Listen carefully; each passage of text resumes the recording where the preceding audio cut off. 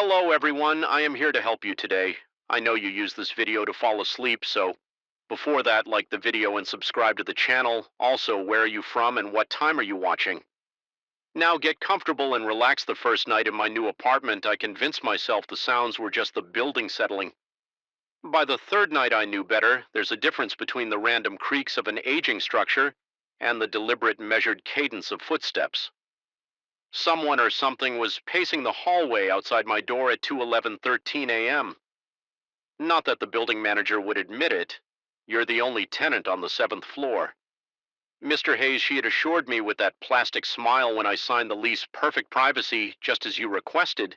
She'd handed me the keys with a flourish, as if bestowing a gift rather than closing a transaction on the cheapest unit in the complex. The isolation had been the selling point. After my divorce, I craved anonymity, a place where I could rebuild without the constant reminder of failure pressing in from all sides. The seventh floor of Blackwood Apartments sat at the end of a neglected cul-de-sac, far enough from downtown to be affordable, but close enough that I could still make my shifts at the hospital without much commute. The building itself was a relic from the 1930s, all Art Deco details worn down by decades of neglect, with more empty units than occupied ones. That first week I attributed the sounds to imagination, the mind's way of filling silence with familiar patterns. But as October bled into November, the noises grew more distinct. The footsteps acquired a personality, sometimes hurried as if late for an appointment, other times slow and ponderous, pausing occasionally outside my door before continuing down the corridor toward the emergency stairs that hadn't been used in years. Judging by the rust on the push bar, I began documenting the occurrences in my phone's notes app. It helped maintain some illusion of control, of rational analysis. Midnight to 1 a.m. was usually quiet. The activity began around 1:30, reached its peak at 2:15, and tapered off by 3. The pattern repeated with enough consistency that I found myself waking just before it started, my body developing a new circadian rhythm around the disturbances. The whispering started during the third week. I first noticed it on a Tuesday night. While drifting between sleep and wakefulness, the voices, at least 3 distinct tones, conversed in hushed urgency right outside my door. I couldn't make out words, just the rhythmic rise and fall of conspiratorial exchange. My mouth went dry as I strained to listen. The bed sheets wrapped around my fists in unconscious tension. The first time I investigated, I spent 5 minutes building up the courage to open the door. The brass knob felt ice cold against my palm as I turned it with excruciating slowness. Trying to minimize any sound, when I finally yanked the door open, the hallway stretched empty in both directions. The vintage wall sconces casting pools of anemic yellow light across faded carpet. The silence was absolute, as if the building itself was holding its breath. I started setting up my phone to record while I slept each morning. I would review the footage, and each morning I found nothing but occasional static or the distant hum of the building's ancient heating system. Yet the sounds continued, growing bolder. A sharp rap on the bathroom wall while I showered, 3 quick knocks against the living room ceiling at precisely 2:33 a.m. The dragging scrape of what sounded like furniture being rearranged in the supposedly vacant apartment above mine. The fingerprints were what finally broke me. I noticed them one morning as I was leaving for work, smudges on the inside doorknob that caught the light at just the right angle. At first I assumed they were mine, though I couldn't recall touching the door with dirty hands, but upon closer inspection they were too small. The pattern all wrong. They circled the knob completely, as if someone had gripped it from behind for hours, fingers gradually sliding down the metal as they stood there waiting. My heart hammered against my ribs as I studied those ghostly whirls. The implication sent a wave of nausea rolling through my stomach. Something had been inside my apartment while I slept. The violation of that thought crawled across my skin like insects. I changed the locks that afternoon, paying extra for a rush installation from a locksmith who looked at me with barely concealed judgment when I insisted on both a deadbolt and a chain. I bought a wedge doorstop and camera system I couldn't really afford. I even purchased a baseball bat. Though I hadn't played since high school that night, the building fell into an unnatural quiet. No footsteps, no whispers, no knocks, just the hum of electronics and the occasional distant siren from the city. I lay awake until dawn, the new bat within arm's reach jumping at every creak and pop from the heating vents. The silence lasted 3 nights, long enough that I began to wonder if I'd imagined the whole thing, if stress and isolation had manufactured a haunting where none existed. The building manager's concerned expression when I'd asked about other tenants now seemed less dismissive and more worried about my mental state. On the fourth night, I woke to the sound of scratching, faint, persistent, coming from inside the walls. It moved in irregular patterns, sometimes stopping for minutes before resuming from a different location. The sound followed me as I moved through the apartment, always emanating from whichever room I wasn't. In my security cameras picked up nothing but empty rooms and undisturbed furniture. I began to map the strange occurrences, logging times and locations in a notebook that grew increasingly chaotic. With observations, the scratching appeared most often near electrical outlets. The temperature dropped noticeably before the whispering began. The hallway footsteps followed the same path, night after night, always ending at the emergency exit, but never triggering the alarm that should have sounded when the door opened.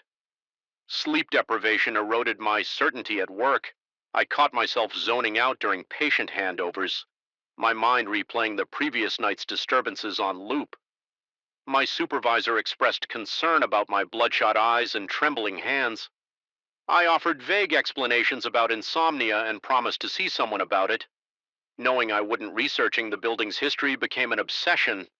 I dug through microfiche at the public library, scrolled through decades of local newspaper archives, even reached out to a local historian who specialized in the city's architecture. The Blackwood had once been a hotel before being converted to apartments in the 1960s. Nothing in its past suggested tragedy or violence. No suicides, no murders, no mysterious disappearances that might explain a haunting. The only oddity was a brief mention in the 1974 article about the building's renovation. The 7th floor had been closed for remodeling. That was never completed, according to the piece. Residents had complained about disturbances that the owner attributed to structural issues requiring attention. The floor had remained vacant until the current management company purchased the building in 2018. I confronted the building manager with this information. Her smile faltered as I pressed for details about the 7th floor's history. She eventually admitted that I wasn't the first tenant to report strange occurrences, but insisted they were just old building problems that maintenance was addressing when I asked why the rent was so much lower than comparable units. She changed the subject the night after our conversation. I returned to find my apartment door slightly ajar. I was certain I'd locked it, had developed an almost compulsive habit of checking the lock 3 times. Before leaving, my heart pounded as I nudged the door open with my foot. Bat raised defensively, everything looked undisturbed at first glance, but as I moved through the room, small discrepancies emerged. My toothbrush had been moved to the opposite side of the sink. Books on the shelf had been rearranged, their spines no longer aligned. The photo of my ex-wife and me, the one I kept meaning to put away but never did, had been turned face down. Most disturbing of all, my notebook detailing the disturbances lay open on the kitchen counter, though I distinctly remembered placing it in my bedside drawer. Someone had added a single line in handwriting, not my own. "We were here first." My hands trembled so violently I could barely dial my brother's number. The call went to voicemail. I tried a friend next, then another, growing increasingly desperate as each call went unanswered. It was as if the world beyond my apartment had ceased to exist, leaving me alone with whatever presence had invaded my home. That night, I barricaded myself in the bedroom, pushing the dresser against the door and wedging chairs under both window locks. The bat lay across my lap as I sat on the edge of the bed, light on television droning at low volume. Anything to fill the silence with human sounds at precisely 2:13 a.m. The power went out. The sudden darkness hit like a physical blow. The emergency lights in the hallway should have activated, but not even their faint glow seeped under my door. The darkness was absolute, a void that pressed against my eyeballs with tangible weight. My breath came in shallow gasps as I fumbled for my phone. The screen illuminated with pain, F brightness, the battery at 177%. I activated the flashlight function and swept the beam around the room.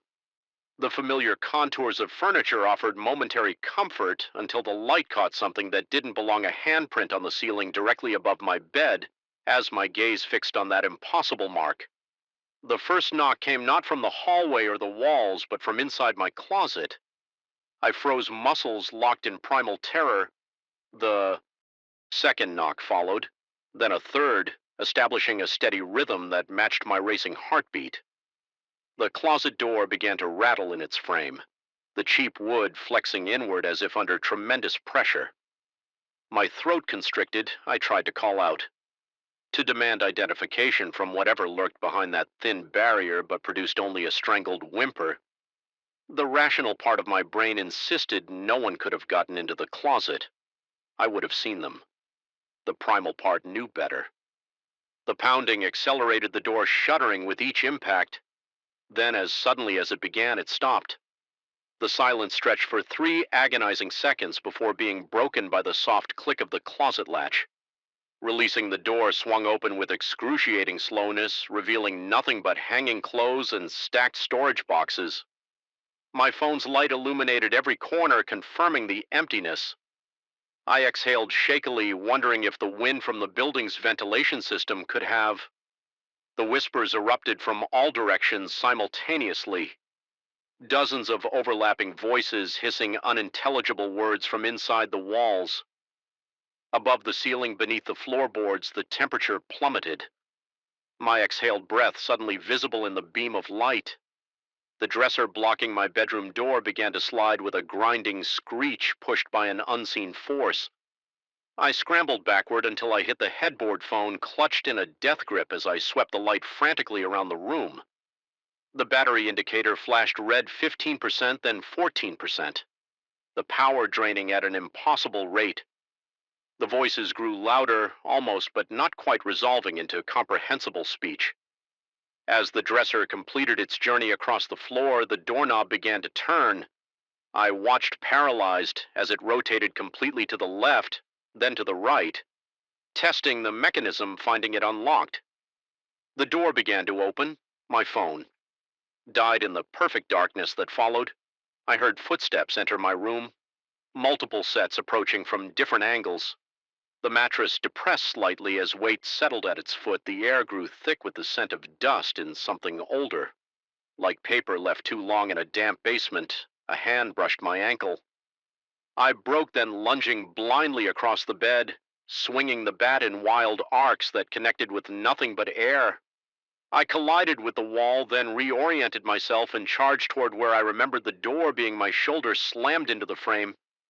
As I stumbled into the hallway, the emergency lights flickered weakly, revealing empty space in both directions. I ran toward the stairs, bare feet slapping against cold tile behind me. A chorus of footsteps gave pursuit gaining ground. With each stride, I hit the stairwell door at full speed, nearly pitching headlong down the concrete steps I descended. In a controlled fall, one hand on the railing, the other still gripping the bat above me. The door slammed open again, the footsteps now a thundering cascade. The lobby stretched before me like salvation, its glass doors offering a view of streetlights and passing cars.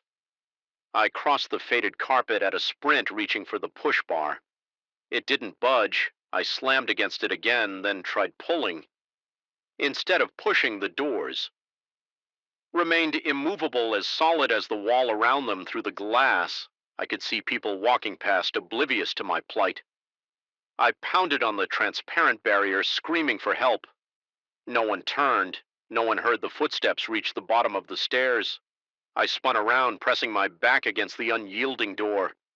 Raising the bat in trembling hands, the lobby stood empty. I waited.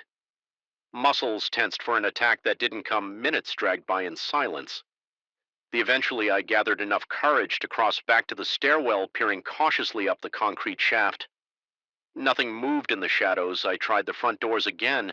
They opened effortlessly, admitting a rush of cold night air that raised goosebumps along my arms. I stepped outside, half expecting some force to pull me back in. Nothing did. I spent what remained of that night in my car, parked under the harsh fluorescence of a 24-hour gas station. When morning came, I returned only long enough to pack essentials, performing the task with frenetic speed while daylight streamed. Through the windows as I was zipping my suitcase, my phone chimed with a text from the building manager moving out. "So soon, Mr. Hayes, the seventh floor won't be the same without you. The others were just getting to know you. I abandoned the lease, forfeiting my security deposit without complaint. The management company never contacted me about the remainder of my contract. Sometimes I drive past the Blackwood. Compelled by a fascination, I can't explain the seventh floor. Windows remain dark, but occasionally I glimpse movement behind the glass, a shifting of curtains, the suggestion of a silhouette according to the building's website. The seventh floor remains unoccupied, yet at night lights flicker on and off in windows that should be empty. And sometimes when I sit in my car across the street, I see a familiar figure moving from room to room in what used to be my apartment. A man about my height and build performing the mundane rituals of daily life. His face is always turned away from the window, but I know what I'd see if he turned around the same hands that left those dusty prints on my doorknob. Now operate his limbs the same voices that whispered outside my door. Now control his vocal cords. They were there first after all, and they've been looking for new tenants for a very long time. The first night I heard it, I convinced myself it was just the house settling. Old buildings make noise, they breathe, they creak, they whisper to themselves in the dark. But this wasn't the familiar symphony of aging wood and pipes. These were footsteps deliberate, measured directly above my bedroom where nothing should exist except empty space and roof. I had signed the lease 3 weeks ago, a steel, really a single story. Ranch-style home on the outskirts of town, far enough from neighbors to avoid their prying eyes, but close enough to civilization that I didn't feel completely isolated. The listing had been clear: 2 bedrooms, 1 bathroom, a modest kitchen, and a living room with a fireplace. I doubted I'd ever use nothing about an attic, nothing about a second floor, nothing about the narrow door at the end of the hallway that I had assumed was a linen closet until I opened it and found a steep staircase disappearing upward into darkness. The landlord hadn't mentioned it during the walkthrough, and I hadn't asked what was there to ask. It was just storage space cramped. Dusty, filled with cardboard boxes left behind by previous tenants. The ceiling hung low, forcing me to hunch over when I first explored it. My flashlight beam cutting through. Decades of undisturbed dust modes. I closed the door and promptly forgot about it. I had no need for extra storage. My life fit neatly into the spaces below until the footsteps started that first night. I lay rigid in my bed, eyes fixed on the ceiling, tracking the slow movement above heel to toe, pacing the length of my bedroom back and forth. Back and forth, each step was light but distinct, like someone trying not to be heard but unable to become completely silent. Between footfalls came another sound, the soft scrape of something heavy being dragged across the floor. My rational mind scrambled for explanations: raccoons, squirrels, maybe even a stray cat that had somehow found its way in. But the movements were too deliberate, too measured for an animal, and too heavy. The next morning I climbed the stairs to the attic, my heartbeat quickening with each step. Dust covered everything in an undisturbed blanket. The boxes sat exactly as I had seen them weeks before. Nothing had been moved. No tracks marked the floor, no signs of life. Disturbed the stillness. I told myself I had dreamed it until it happened again. The following night, and the night after that. Each time the same pattern: footsteps. Crossing back and forth, the occasional scrape of something being moved, all directly above my bed. Each morning the attic looked untouched, pristine in its abandonment. By the 5th night, sleep deprivation had frayed my nerves raw. I lay awake until 3 a.m., ears straining for the first footfall when it came. I bolted upright, sweat beading on my forehead. Despite the cool air, I grabbed the baseball bat I'd started keeping beside my bed and stalked through the house, flipping on every light. As I went, the door to the attic stairwell seemed to loom larger than before. I threw it open and charged up the stairs. Bat raised adrenaline. Drowning out my fear, the attic was empty, silent, undisturbed. I moved between the stacks of boxes, checking corners, measuring the space with my eyes. It was too small for anyone to hide, effectively too cramped for the pacing. I'd heard the ceiling hung so low that even I at an average height couldn't stand straight. No one could walk normally. Up here, I spent an hour examining every inch before retreating downstairs. Locking the attic door behind me, the footsteps didn't return that night, but they came back the next louder than before. This time accompanied by something new, a soft thump like something being dropped, followed by a sound I couldn't quite identify, something between a sigh and a whisper.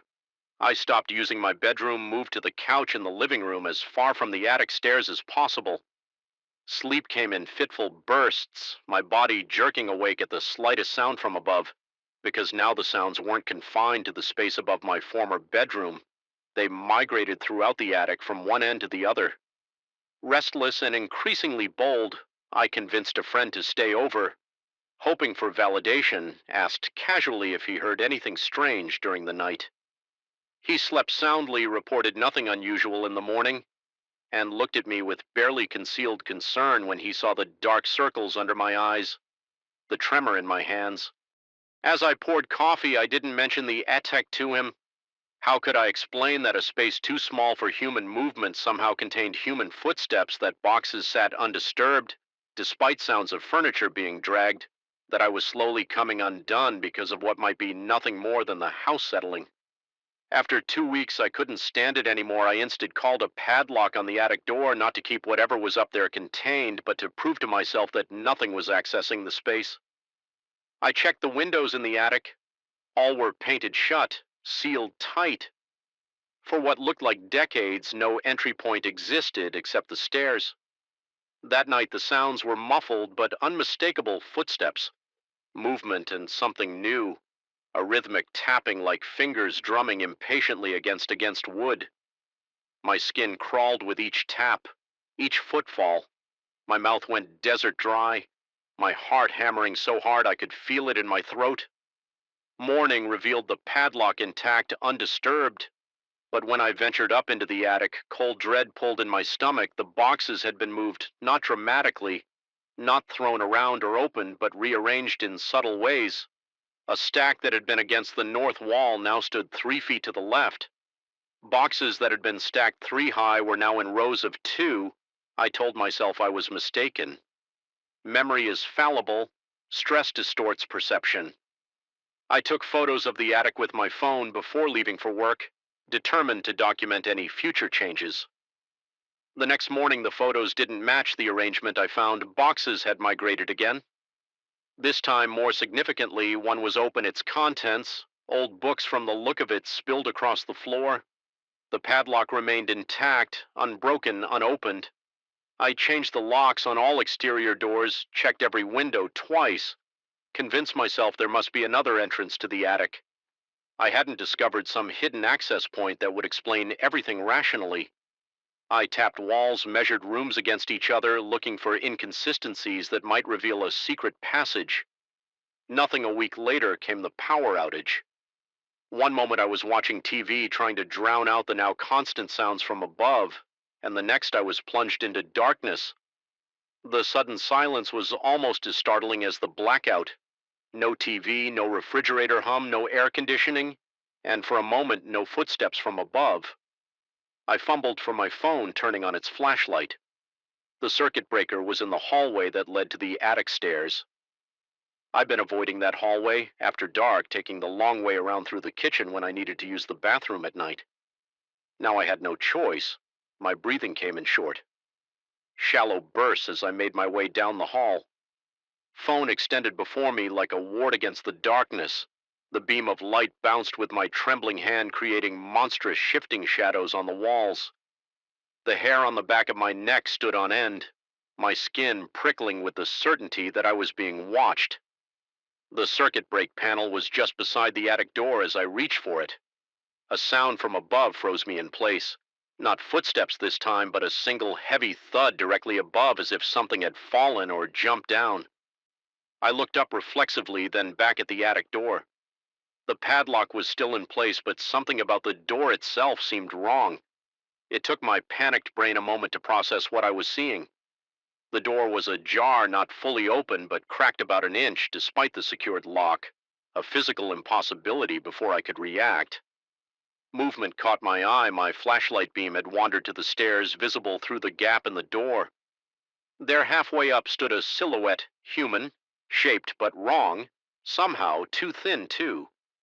Still it stood motionless, watching me. I couldn't make out features, just the outline against the deeper darkness.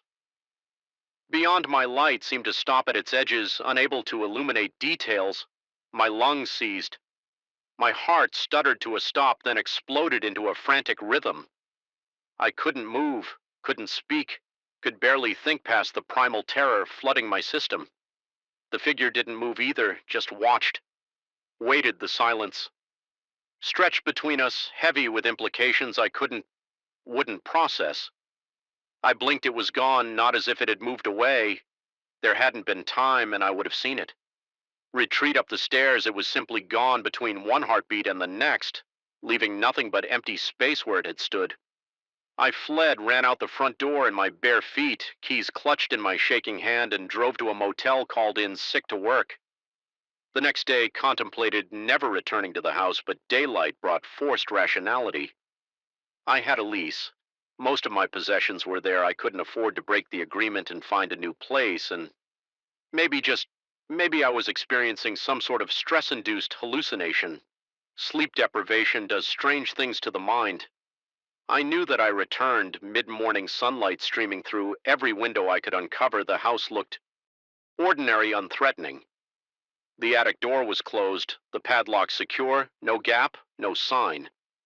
It had ever been ajar, but when I climbed the stairs to check my carefully arranged photo, graphic evidence rendered moot because the attic had been transformed. Every box was open contents strewn across the floor. Old clothes, books, papers, photographs of people I didn't recognize.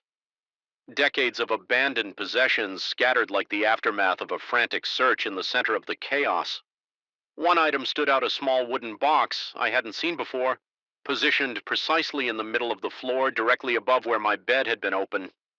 Empty, waiting, I approached it cautiously, the floorboards creaking beneath my weight. The box was old, hand-carved, with intricate patterns that made my eyes hurt. If I looked at them too long, inside was a folded piece of paper, yellowed with age. My hand shook as I unfolded it, revealing a floor plan of the house.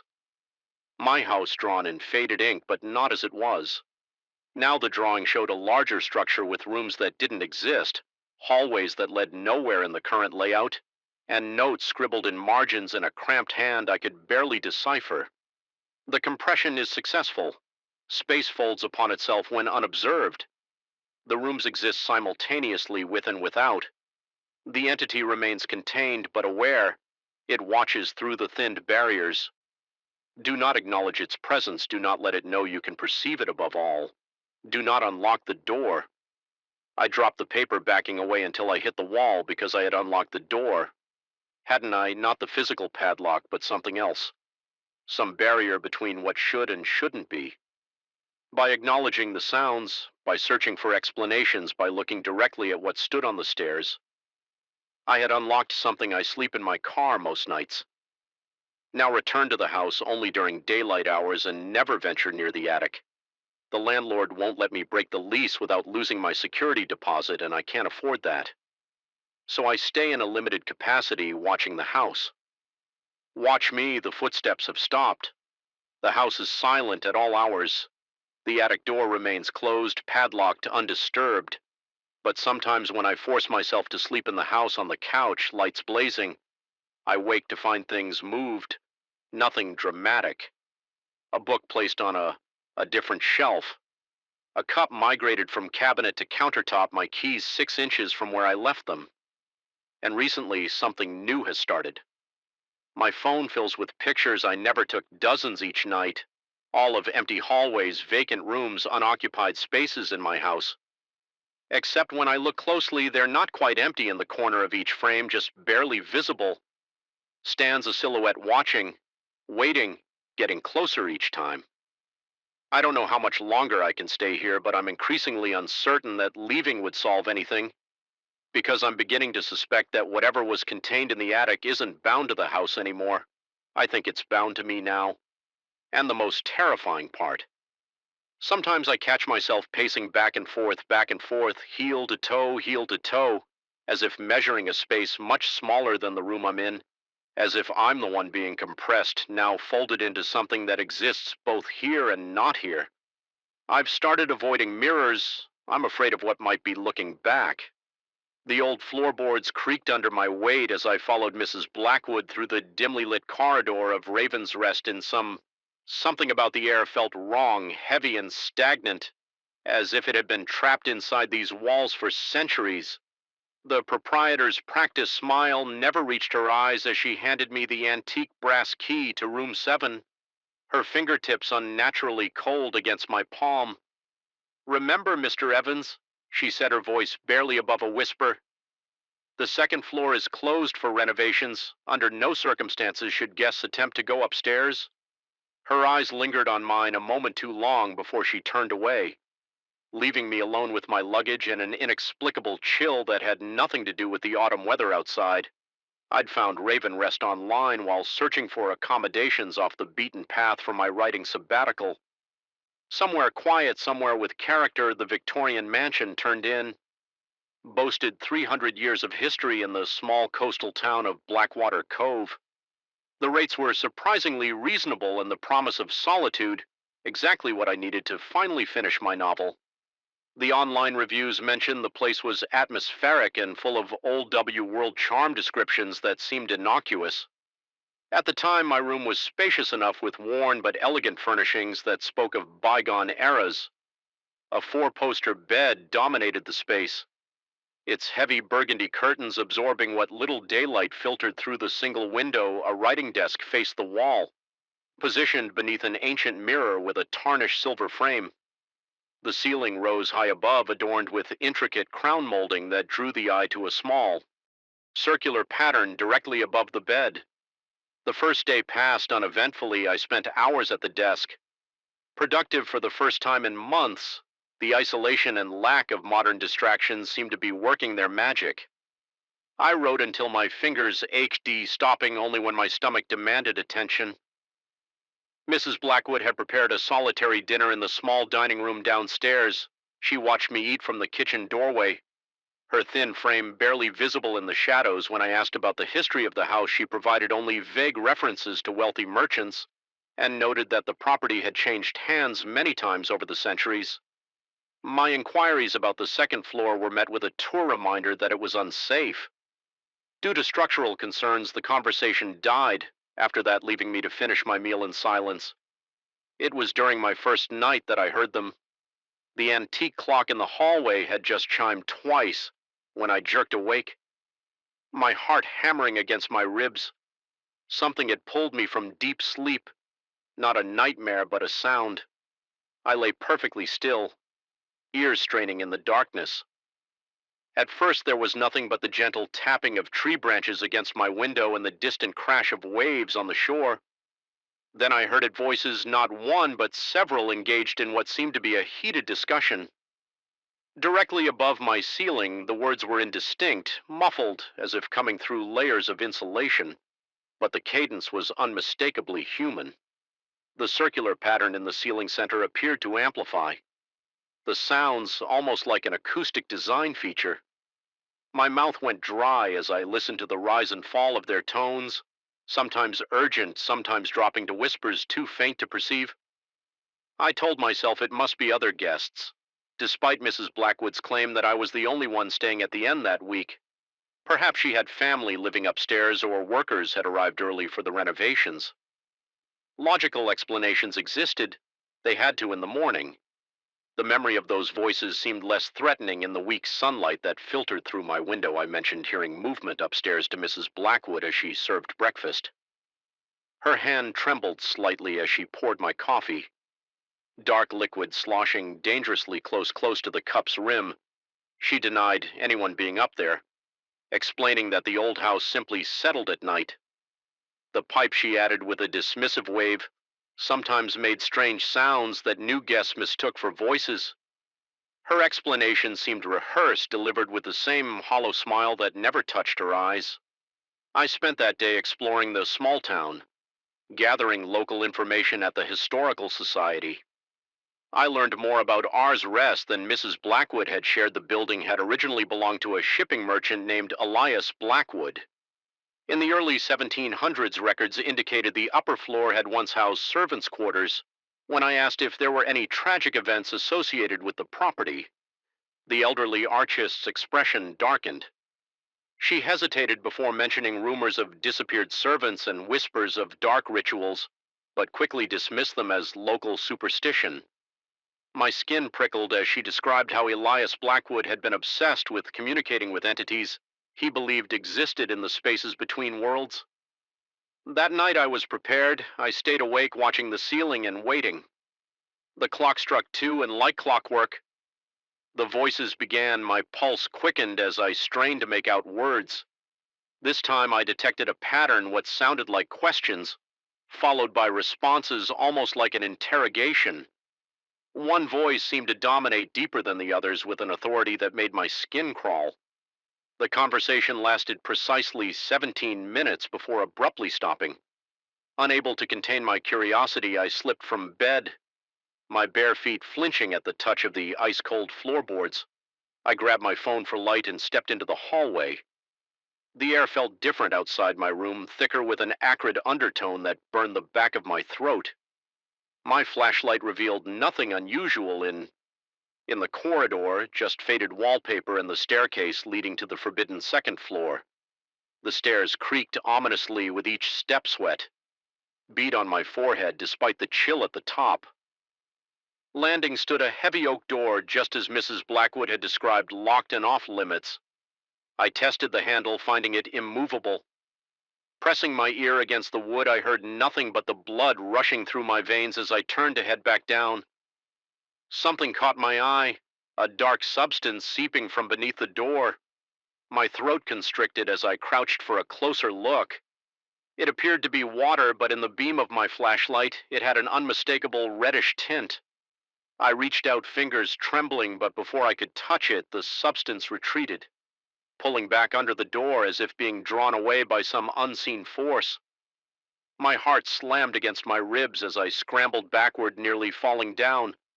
The stairs in my haste. When I reached the bottom, I glanced back up to see Mrs. Blackwood standing in the shadows of the hallway, watching me with eyes that reflected my flashlight beam like those of a nocturnal animal. She said nothing, merely shaking her head slowly before disappearing into her quarters. Sleep evaded me for the remainder of the night. My rational mind fought to explain what I'd seen, perhaps rust in old pipes or a trick of light on ordinary water. But deep down, a primal part of me recognized that what I'd witnessed defied logical explanation. The following day, I considered checking out early, but found myself unable to leave. My fascination had evolved into obsession. I needed answers in town. I sought out more information, speaking with locals at the small pub by the harbor. Most were reluctant to discuss Raven's Rest, changing the subject or finding reasons to move away from me. One old fisherman, however, loosened by ale, leaned close and warned me in hushed tones about the Blackwood family's reputation. He spoke of generations of owners who were rumored to have discovered something in the house, a way to communicate with those on the other side. The rituals, he claimed, required vessels willing or unwilling participants to facilitate the conversations. When I asked about Mrs. Blackwood, he grew visibly uncomfortable, muttering that she was the last of her line and tended to get attached to certain guests. Before I could press for clarification, he made an excuse and left his unfinished drink abandoned on the bar. That night I set an alarm for 1:55 a.m. When it vibrated beneath my pillow, I was already awake. My body tense with anticipation, I'd hidden a small audio recorder above the crown molding, hoping to capture evidence of the voices at exactly 2 a.m. They began again, but this time something was different among the usual indistinct murmurs. I clearly heard my own name spoken not once, but repeatedly woven through the conversation like a refrain. My blood turned to ice water in my veins. The voices grew louder, more distinct, no longer muffled, but crystal clear, as if the ceiling between us had dissolved. The dominant voice issued what sounded like commands, while others responded with reluctant acquiescence. Then came a sharp sound like splitting wood, followed by the unmistakable rhythm of footsteps directly overhead. Slow, deliberate steps that moved from the center of the room toward what would be the door to the second floor. The temperature in my room plummeted. My breath clouded in front of my face as I watched frost patterns form on the mirror. The footsteps stopped, and in the silence that followed, I heard a new sound. The slow turn of a key in a lock, paralyzed with fear. I stared at my room door, expecting it to swing over at any moment. Instead, there came a scraping noise from above, followed by a thud in the hallway outside my room. Something was coming down the stairs. My instincts screamed for me to flee, but my limbs refused to obey. The footsteps reached the bottom of the stairs and paused. Then slowly they approached my door. A shadow appeared in the gap beneath it. Blocking the faint light from the hallway, the brass doorknob turned slowly back and forth. Testing, I had locked it. I was certain I had locked it. Yet the mechanism clicked and the door began to open. Inward cold air rushed into the room, carrying with it the scent of salt water and decay.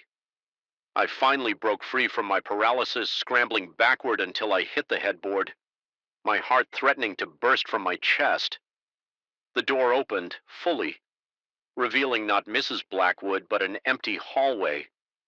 The air shimmered like heat waves rising from summer pavement, distorting my view as I watched, unable to look away. The shimmer coals forming the vague outline of a human figure, transparent but undeniably present. A voice filled the room, the dominant one from upstairs. Though the apparition had no visible mouth, it called me by name, claiming they had been waiting for someone receptive, someone who could hear them. They needed a new vessel. It explained as Mrs. Blackwood had grown too frail for their purposes. I was ideal, sensitive enough to perceive them, isolated enough that no one would miss me immediately. The longer I stayed, the stronger their connection to me would become until I could serve as their bridge to the physical world. In that moment, I understood why Mrs. Blackwood had seemed so hollow, so empty behind her eyes. How many years had she served as their conduit? How much of her original self remained? The figure began to advance toward my bed. My muscles screamed as I forced myself to move, lunging for the window. The latch was stiff with age, but terror lent me strength. As the cold presence reached the foot of my bed, I finally forced the window open and launched myself through it, caring nothing for the fact that I was on the ground floor but could have been much higher. I hit the damp earth with a jarring impact, rolled to my feet, and ran behind me. Voices called, not just one now, but many, a chorus of entreaties and threats that pursued me down the gravel drive. I didn't stop running until I reached the town, collapsing on the steps of the closed gas station. Trembling violently in the night air, I never returned to Raven's Rest for my belongings. I called the local sheriff from a motel 30 meters away, inventing a family emergency to explain my abrupt departure. They retrieved my laptop and clothes, though Mrs. Blackwood reported that my audio recorder couldn't be found. That was 3 months ago. I've moved twice since then. Changing states, changing jobs, doing everything possible to put distance between myself and Blackwater Cove. But distance isn't enough every night around 2 a.m. I wake to the sound of whispers, faint but growing clearer with each passing week. Sometimes in the moments between sleep and wakefulness, I see frost patterns forming on my bedroom mirror. The dreams are the worst vivid scenes where I'm back at Raven's Rest, but I'm not myself anymore. I watch through my own eyes as my body moves of its own accord, walking the halls, speaking words that aren't mine to visitors who look just as I once did. Tired travelers seeking solitude, unaware of what waits for them upstairs. I've started leaving the television on all night. I've tried sleeping pills, white noise machines, even soundproofing my bedroom walls. Nothing helps. They've established a connection just as they said they would, and I fear it's only a matter of time before the whispers become clear enough for me to understand what they're asking of me before I find myself answering back. And the first time I found the bowl on the roof, I told myself it was just stress-induced forgetfulness.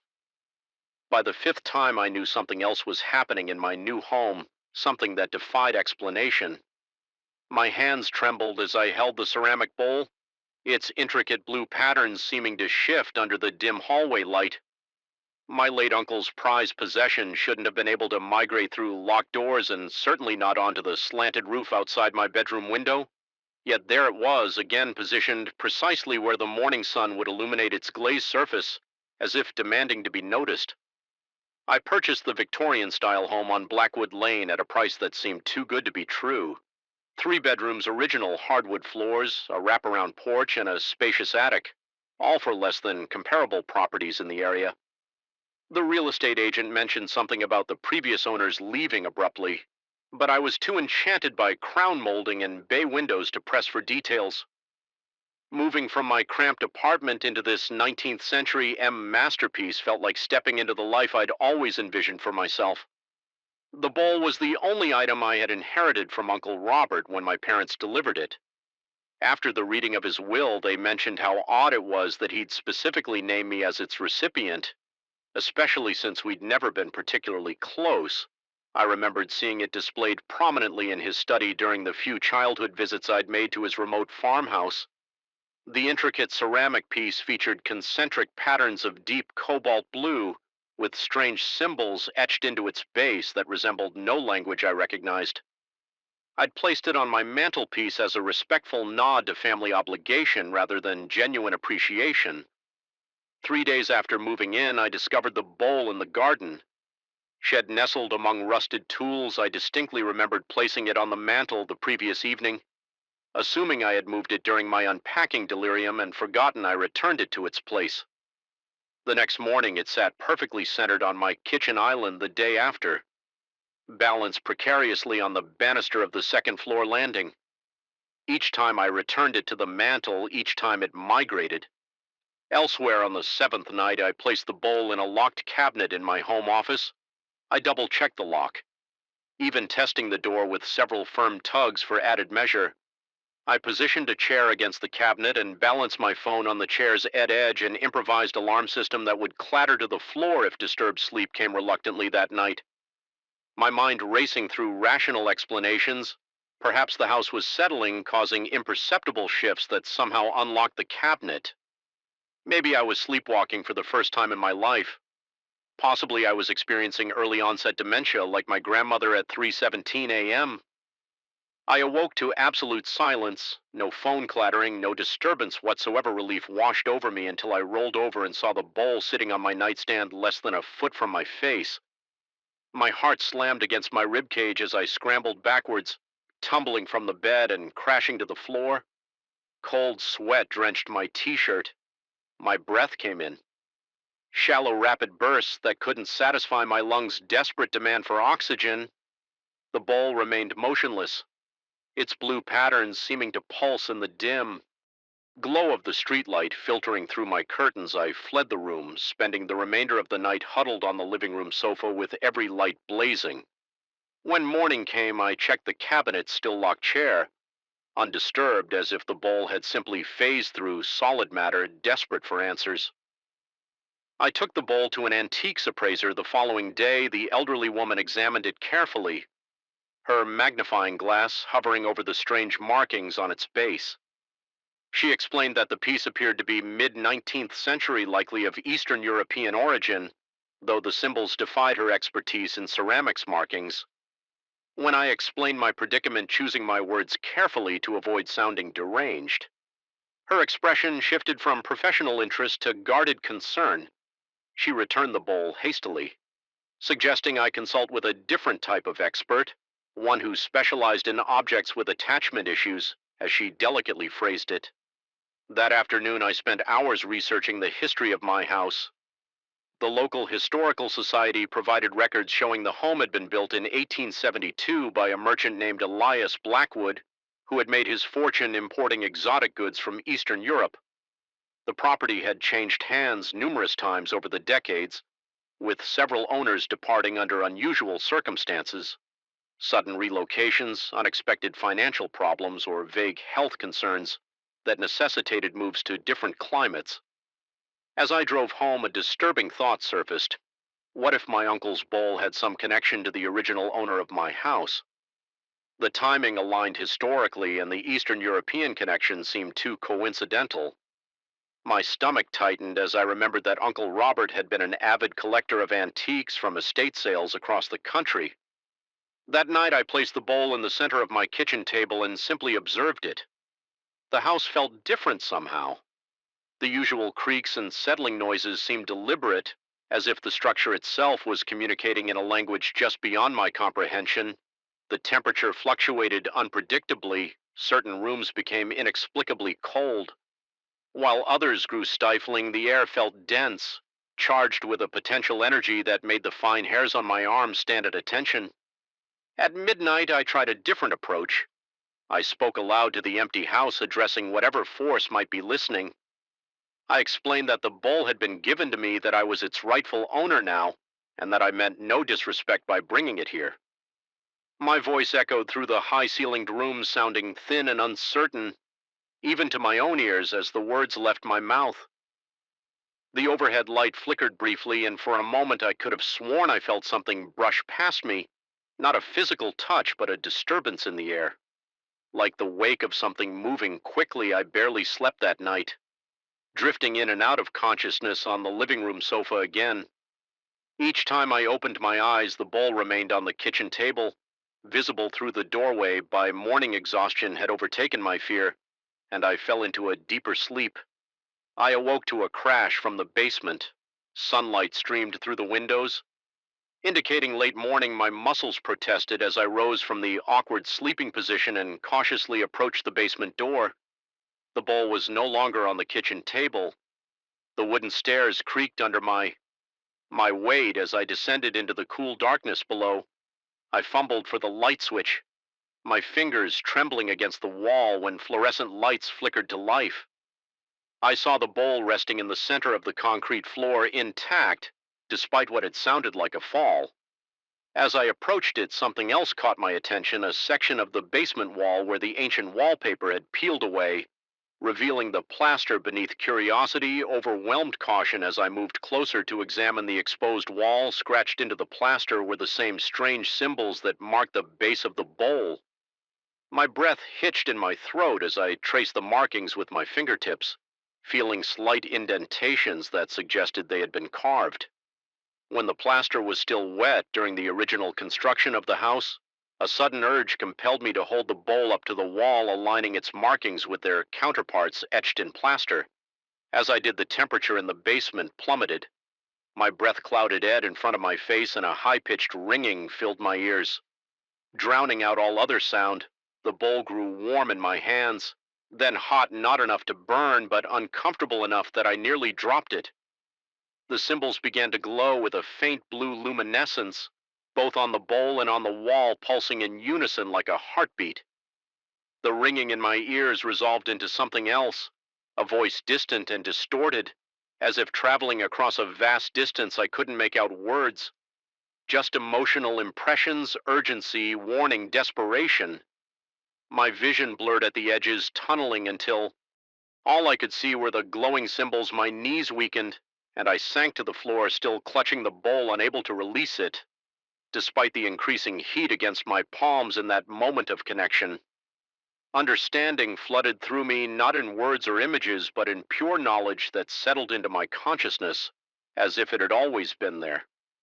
The bowl had belonged to Elias Blackwood, the original owner of the house. It had been his prized possession, a vessel containing something not meant to be separated from this place. My uncle had acquired it at an estate sale decades ago, removing it from its rightful home. Now it was trying to return not merely to the house, but to something within the house, something hidden. Behind these walls, the revelation ended as suddenly as it began. The glowing symbols faded, the temperature normalized, and the bowl cooled in my hands. I remained on the basement floor, gasping for breath, my heart pounding so violently I could feel my pulse in my temples. When I finally managed to stand on unsteady legs, I noticed something I had overlooked before, a thin seam in the wall, outlining what appeared to be a small door or compartment. It took hours of careful work with tools from the shed to expose the hidden compartment. Without damaging the wall further as night fell, I finally revealed a small cavity just large enough to hold the bowl. The interior was lined with the same symbols, creating a perfect nest for the ceramic piece. When I placed the bowl inside, it fit as if custom-made for this space. Something shifted in the atmosphere of the house immediately. A releasing of tension I hadn't fully registered until it dissipated. The persistent sensation of being watched evaporated. The strange noises ceased for the first time since moving in. I felt truly alone in the house. I sealed the compartment carefully, reapplying the wallpaper I had removed. Though I considered plastering over it permanently, something stopped me. Perhaps the same intuition that had guided me through this strange experience. Instead, I made the compartment accessible but hidden. Respecting whatever agreement seemed to have been reached that night, I slept soundly in my bed, no longer fearing what I might find upon waking. The bowl remained in its proper place, not on my mantel as I had originally intended, but where it truly belonged. Reunited with the house it had never been meant to leave in the weeks that followed, I researched more deeply into Elias Blackwood's history, discovering accounts of his interest in arcane practices and beliefs that would have scandalized Victorian society. The bowl, I suspected, had been part of some ritual or practice meant to protect the house, or perhaps to protect others from something within the house. Whatever its purpose, restoring it to its original location had satisfied whatever force had been manipulating it. Occasionally, I still hear unusual sounds in the night, not the disruptive crashes and movements from before, but soft, almost musical tones emanating from the basement. I've come to find them comforting rather than frightening, a reminder that my home harbors mysteries I may never fully comprehend. I've made peace with the knowledge that I don't truly own every aspect of this house. Some parts of it belong to history, to forces beyond my understanding. I am merely its current caretaker, preserving its secrets for whoever comes after me. The ceramic bowl taught me that some possessions aren't meant to be owned, they're meant to be returned. I still live in the house on Blackwood Lane. I've come to love it.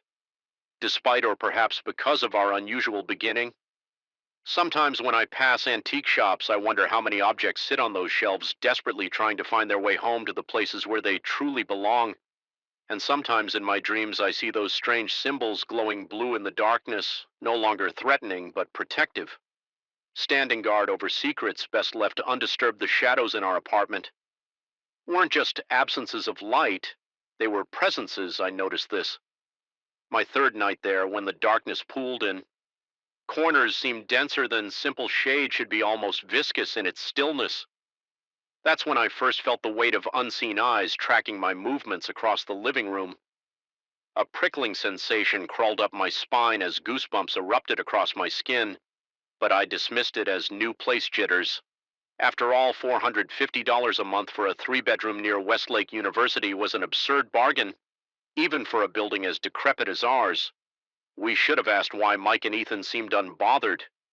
Those first few days, we were all electrical engineering grad students, rational to a fault, quick to dismiss what couldn't be measured or quantified. Mike, a tall guy with perpetually unkempt hair, spent most evenings hunched over circuit boards in his room. Ethan, stockier and more sociable, was rarely home, preferring the library or his girlfriend's place across town. This left me alone in the apartment. More often than I'd anticipated, the hallway connecting our bedrooms was narrow and windowless, the yellowed paint peeling in long strips like diseased skin. 12 doors lined this corridor, 3 bedrooms, a bathroom, linen closet, pantry, and several storage spaces, all crammed together in what must have been a haphazard renovation of a once grand residence. I counted them obsessively that first week, a strange compulsion. I couldn't explain 12 doors always. 12 on the 5th night, I woke at 3:17 a.m. to the unmistakable sound of a door slamming shut. My heart instantly kicked into a sprint, hammering against my ribs. As I lay frozen under my sheets, the sound had come from the hallway, but both roommates were home and asleep. I strained my ears in the darkness, barely breathing, waiting for footsteps or voices that would indicate an intruder. Nothing came but silence, heavy and expectant. After 10 minutes of paralyzed listening, I forced myself to investigate. My mouth had gone desert dry, each swallow. Painful as I eased my bedroom door open, the hallway stood empty, all doors firmly closed. The air felt wrong, several degrees colder than it should have been, with a metallic tang that coated my tongue. I checked both roommates' rooms, finding them soundly asleep, then verified every door and window was locked. Sleep eluded me until dawn painted my window gray.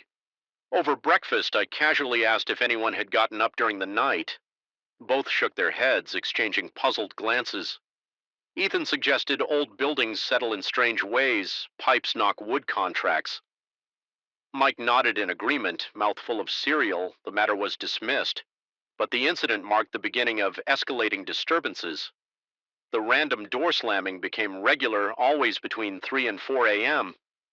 I jolt awake, heart racing, skin slick with cold sweat, only to find the hallway empty and all doors shut. My roommates complained of similar experiences, dark circles forming under their eyes, as sleep became increasingly elusive. We blamed the building's age, the wind, anything rational then came. The cold spots, pockets of frigid air that materialized in closed rooms. Regardless of the thermostat setting, walking through them felt like plunging into ice water. My breath clouding visibly for the seconds it took to pass through these cold zones never appeared in the same place twice, migrating throughout the apartment like hunting predators. 2 weeks in the bathroom sink began turning on by itself.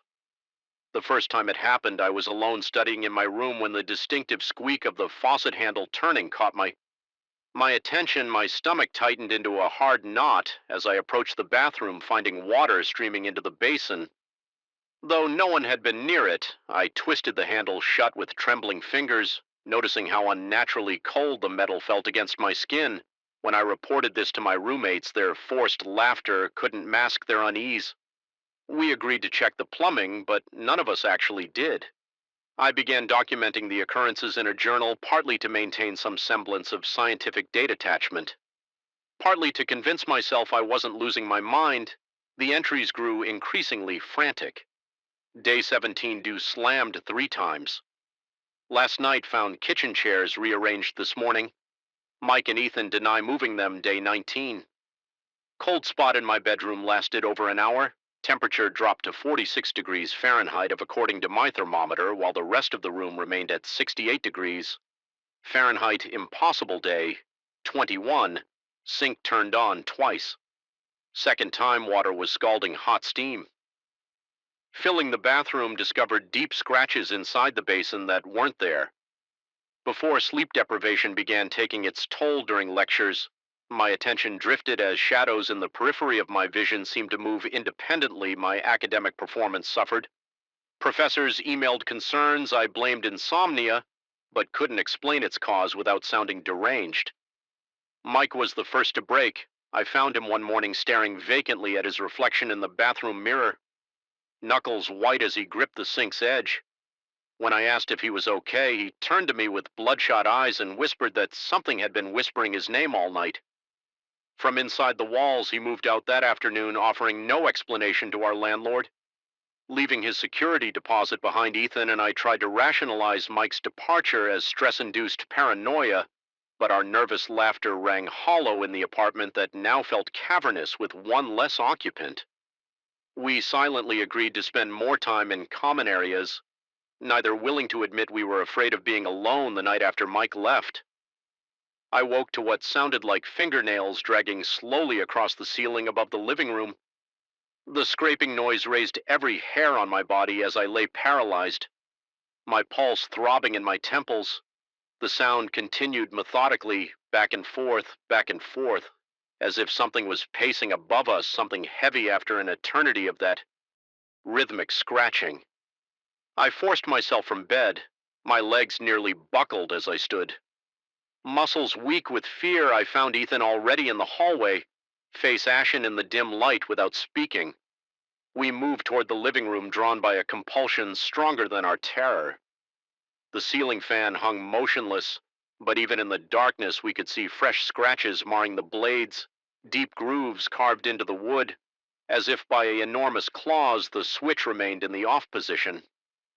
Neither of us had touched it. The scratching had stopped the moment we entered the room, replaced by a silence so complete it seemed to swallow all sound. We stood there, breathing in. Shallow gasps, neither willing to speak. What we both knew, something was in the apartment with us. Something that wasn't bound by physical laws, something that was growing stronger. Ethan broke first. stuttering that he'd be staying at his girlfriend's. Indefinitely, he packed a bag and was gone within 20 minutes, leaving me alone in the increasingly hostile space. I considered following his example, but found myself unable to leave, whether from stubborn skepticism or morbid fascination. I needed to understand what was happening that night. I sat vigil in the living room, lights blazing, armed with a baseball bat and my journal. The apartment remained still until precisely 3:17 a.m., when the temperature plummeted so rapidly my exhaled breath instantly fogged. The cold penetrated to my marrow as every door in the hallway began slamming in sequence, bang, bang, bang, like malevolent dominoes. I sat frozen, muscles locked with terror as the slamming continued in perfect rhythm. My mind scrambled for rational explanations, pressure differential, wind patterns, but failed to produce anything convincing. Then, with a final thunderous slam, silence returned. The apartment resumed its normal temperature so suddenly that sweat broke out across my skin with shaking legs. I forced myself into the hallway to investigate my baseball bat. Clutched in white-knuckled hands, I counted the doors as I passed them. A ritual that had become compulsive, 1, 2, 3, all the way to 12. All closed, but as I turned to retreat to the living room, a flicker of movement caught my eye. At the hallway's end there, where only a BL wall had stood before, was a 13th door. My heart stuttered in my chest as I stared at the impossibility before me. The door was ancient wood, blackened with age, its surface carved with symbols I couldn't recognize, but instinctively understood were malevolent. It hadn't been there minutes before, couldn't have been there. The building's architecture made such a door a physical impossibility. Beyond it should have been the sheer drop to the alley. 3 stories below, I approached with unwilling steps drawn forward, despite the primal fear screaming through every nerve. The wood grain seemed to shift subtly under my gaze, patterns rearranging like living tissue. My hand, moving with a will separate from my conscious mind, reached for the tarnished brass doorknob. The metal burned with cold against my palm as I grasped it. My fingers instantly numbing, a low hum emanated from behind the door, rhythmic like breathing. I stood transfixed, unable to turn the knob, yet equally unable to release it. Locked in a moment of terrible potential energy from the corner of my eye. I caught movement in the wall beside the door, the yellowed wallpaper, rippling as if something was pushing against it from within. The ripples spread, traveling along the corridor's surface like waves, the walls suddenly flexible as fabric. A bulge formed, stretch, took on the vague impression of a face. Hollow eye sockets, a gaping mouth pressing outward as if trying to emerge. The sight broke my paralysis. I jerked away from the door, my numb fingers tingling painfully as circulation returned.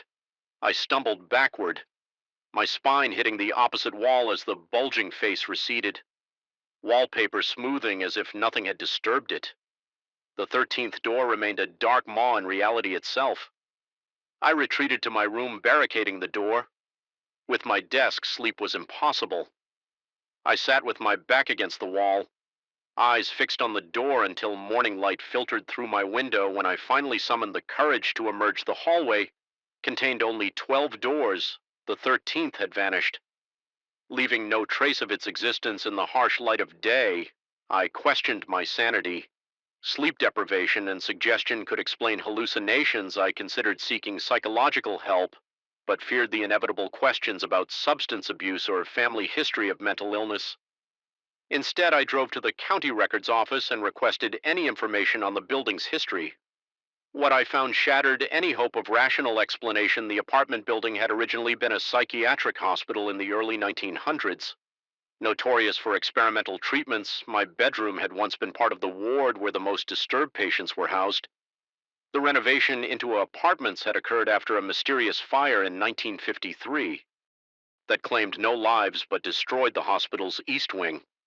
Precisely where the 13th door had appeared, I didn't return to the apartment. I packed essential belongings into my car and checked into a motel, then emailed my professors requesting a leave of absence.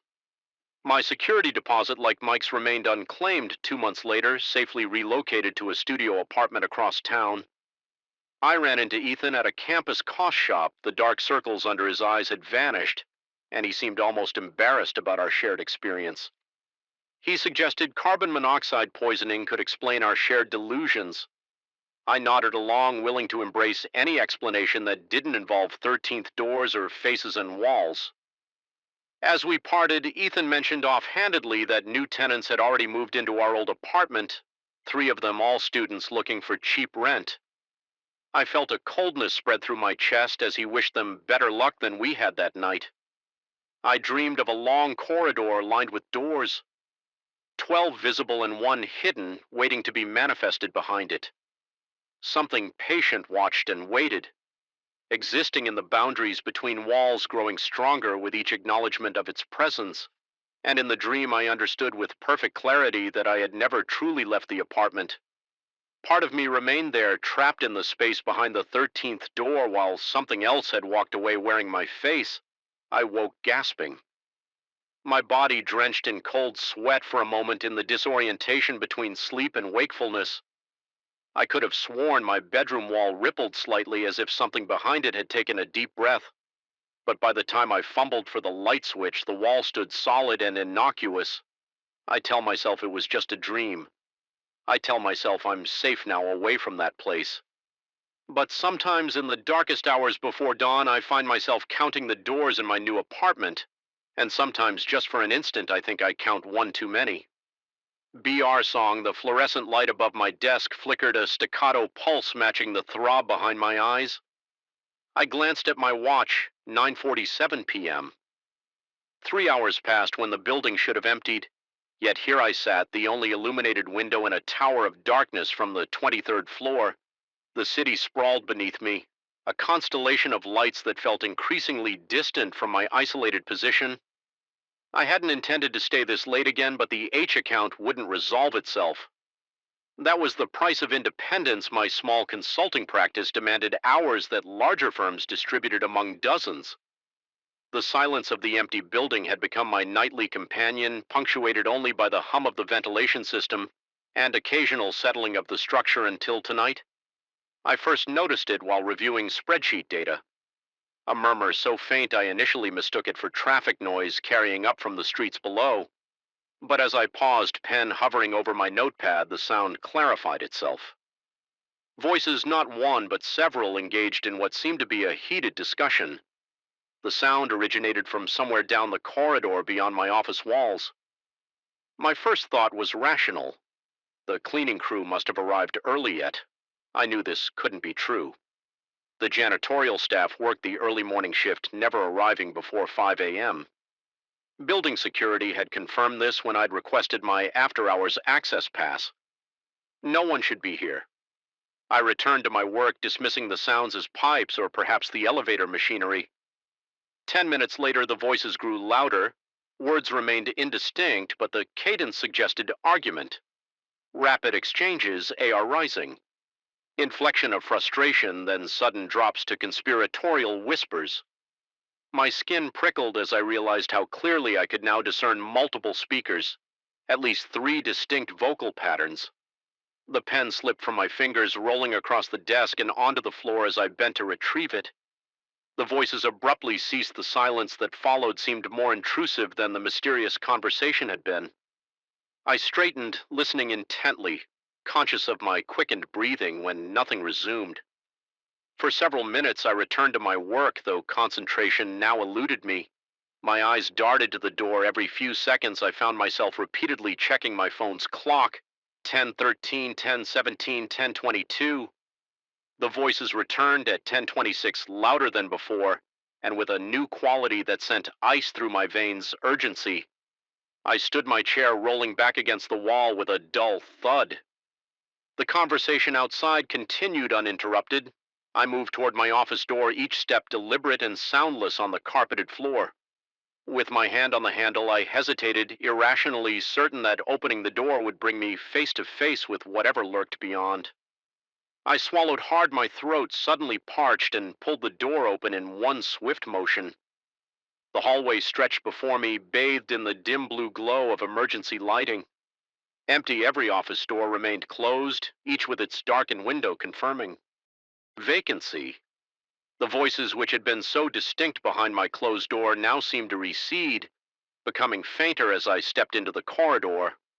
I moved cautiously down the hallway past the elevator bank toward the source of the sound, which seemed to emanate from the far end where the executive suites were located.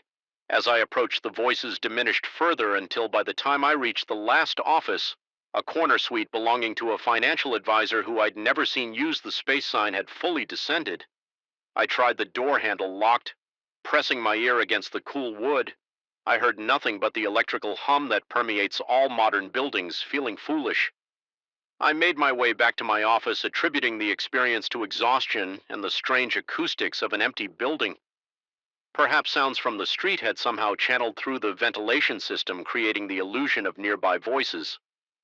The explanation satisfied me until I stepped through my doorway and stopped short.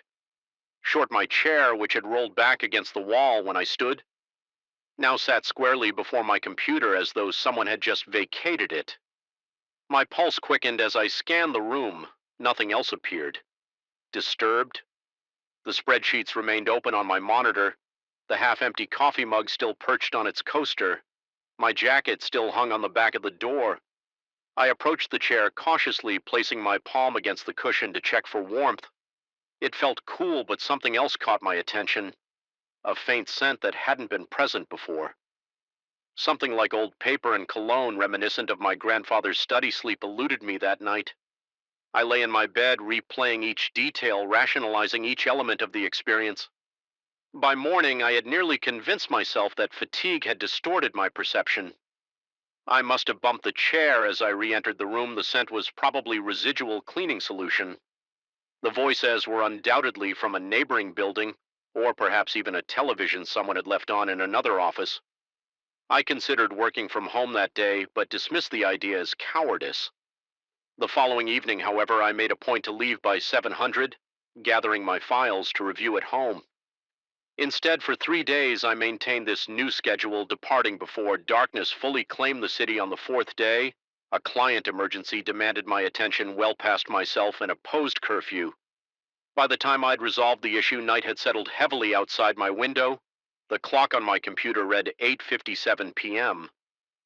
I began packing my briefcase, determined to leave before 9, when the first whisper slithered through the silence. It began, as it had before, distant and indistinct, but unlike the previous occasion, the voices escalated quickly, growing from murmurs to distinct conversation within minutes. I froze FF, still gripping a folder, halfway into my briefcase, and listened. The cadence matched what I'd heard before, but now I could almost distinguish words, almost but not quite, as though the speakers used a language just adjacent to English. Familiar yet incomprehensible against my better judgment, I left my office to investigate once more. This time I brought my phone recording app activated in my pocket. The hallway appeared identical to my previous expiation, empty, dimly lit, silent. Yet as I moved toward the executive suites, I noticed something I'd overlooked before: a thin strip of light beneath the door of the corner office. My heart hammered against my ribs as I approached. The voices had again receded to whispers, but seemed concentrated behind that illuminated door. I reached for the handle, certain it would again be locked, and nearly stumbled forward when it turned freely in my grip. I hesitated, then pushed the door open. The room beyond lay in perfect darkness, no light. Shown from within, the strip I'd seen had vanished. I fumbled for the light switch and flipped it on, revealing an empty office. Dust covers draped the furniture, and a fine layer of undisturbed dust coated every surface. No one had used this space in months. I backed out of the room, my breath coming in. Shallow gasps as I turned to retreat to my office. Movement caught my eye, a shadow passing across the emergency exit door at the corridor's end. I called out, my voice sounding thin and fragile in the emptiness. No response came, but the exit door drifted slightly on its hinges, as though recently disturbed. My pace quickened as I returned to my office.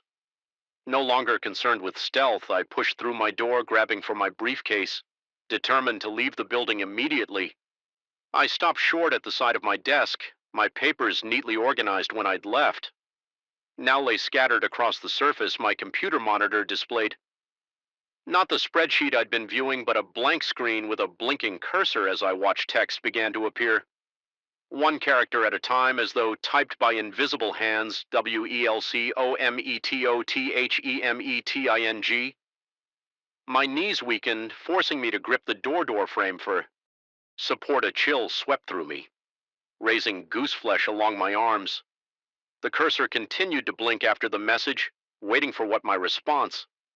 I remained frozen watching until the screen suddenly went black, then returned to my spreadsheet as though nothing had happened. I should have left then. I should have gathered my things and never returned. Instead, curiosity, that most dangerous of human compulsions, led me to check my phone. The recording app showed it had captured 3 minutes and 42 seconds of audio with trembling fingers. I pressed play. The first minute contained only the sound of my footsteps and breathing. Then came something else. A conversation far clearer on the recording than it had been to my ears. 3 distinct voices discussed what sounded like financial figures, mentioning percentages and market projections. The exchange grew heated. One voice dominating with thinly veiled threats, then a fourth voice entered, quiet, authoritative speaking, only a few words that silenced the others immediately. The recording ended with footsteps not mine and what sounded like a door closing. I since learned the history of my building. Constructed in the late 1980s, it housed several investment firms during the market boom. One firm in particular, occupying the entire 23rd floor, collapsed spectacularly. In 1992, accusations of fraud and embezzlement. Its partners avoided prosecution. The whistleblower who tried to expose them disappeared under mysterious circumstances. No body was ever found. No charges ever filed. The case went cold. I continue to work late occasionally, though, never alone anymore. I hired an assistant who stays with me, safety in numbers. I tell myself the voices still come at precisely 8:57 p.m., though they never progress. Beyond murmurs when we're both present, my assistant claims not to hear them, attributing the sounds to the building's infrastructure. Sometimes when reviewing our financial records, I discover small discrepancies, figures adjusted, decimal points moved, balances slightly altered. Each change, if left uncorrected, would benefit our clients at the expense of others. I fix these anomalies immediately, attributing them to software glitches or my assistant's inexperience. I never mention the chair that occasionally shifts position when unattended, or the scent of old paper and cologne that lingers in our office each morning. Last week, my assistant left early, pleading illness alone. I heard the voices rise to unprecedented clarity. I understood every word of their ghostly deliberation, the planning of financial ruin for unsuspecting clients, the calculated destruction of evidence, the casual discussion of removing obstacles. As the conversation reached its climax, my computer screen flickered, displaying a message different from the first. YOUKNOWTOOM. UCHI didn't flee this time. Instead, I spoke aloud to the empty room, explaining that I understood their need for justice for exposure of past wrongs, but that I couldn't be their instrument.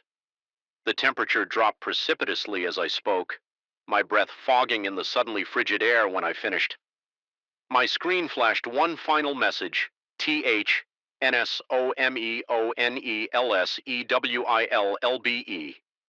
The building has new tenants now on the 23rd floor, a startup financial consulting firm, young, ambitious people working impossible hours. I've tried to warn them about staying too late, about the dangers of solitude in that particular space. They humor me with Ahmed smiles, attributing my concerns to middle-aged eccentricity. Yesterday, the local business journal announced their first major client acquisition, the restructured descendant of that disgraced investment firm from 1992. I recognize names on their advisory board, children and grandchildren of those original partners. Tonight, from my new office in a different building across the street, I can see a single illuminated window on the 23rd floor. A lone figure sits at a desk working late. It's 8:56 p.m. I watch, breath held, as the minute changes. The light flickers, then stabilizes even from this distance. I can see the figure suddenly stiffen, head tilting as though listening. I know what they hear. I know what comes next. I turn away from the window, unable to watch. Some cycles can't be broken. Some justices can't be denied. Some voices will be heard one way or another. The silence at Pine Hollow Retreat wasn't the peaceful kind you seek when escaping the city. It was a dense, watchful silence that seemed to press against my eardrums, making me strain to hear something, anything beyond the occasional creak of timber adjusting to the night's cold that first night. As I stared at the knotted pine ceiling of my isolated chalet, I couldn't shake the feeling that the silence was deliberate, as if the forest itself was holding its breath. Waiting, I'd chosen Pine Hollow specifically for its isolation after my divorce finalized, followed by the company restructuring that left me with a generous severance but no purpose. I needed somewhere to regroup somewhere. Distant from sympathetic glances and awkward conversation, the retreat's website promised solitary cabins nestled in pristine wilderness and a digital detox experience with minimal staff interference. Perfect for a man looking to disappear for 2 weeks. The property consisted of 8 rustic chalets arranged in a loose semicircle around a small central lodge where meals were served. Each chalet sat approximately 50 yards from its neighbors, connected by winding gravel paths through dense spruce trees. Mine was second from the end, with only one neighboring cabin to my right. The setup offered exactly what I needed: anonymity, silence, and the comforting illusion that I could simply vanish from the world's notice. My first day passed uneventfully. I hiked the properties. Trails ate dinner alone in the lodge, where the elderly owner Vernon explained that the off-season meant I was currently their only guest. The retreat would remain nearly empty until Memorial Day weekend. I welcomed the news, relieved I wouldn't need to make small talk with other vacationers that night. I fell into bed exhausted from physical exertion, sleeping more soundly than I had in months. The second night changed everything. I awoke. Suddenly at 2:18 a.m., according to the harsh red glow of my bedside clock, something had pulled me from deep sleep, a sound just at the threshold of perception. I lay perfectly still, listening there. It came again, a gentle scraping at my door, not a knock, but something more delicate, like fingernails lightly dragging across wood.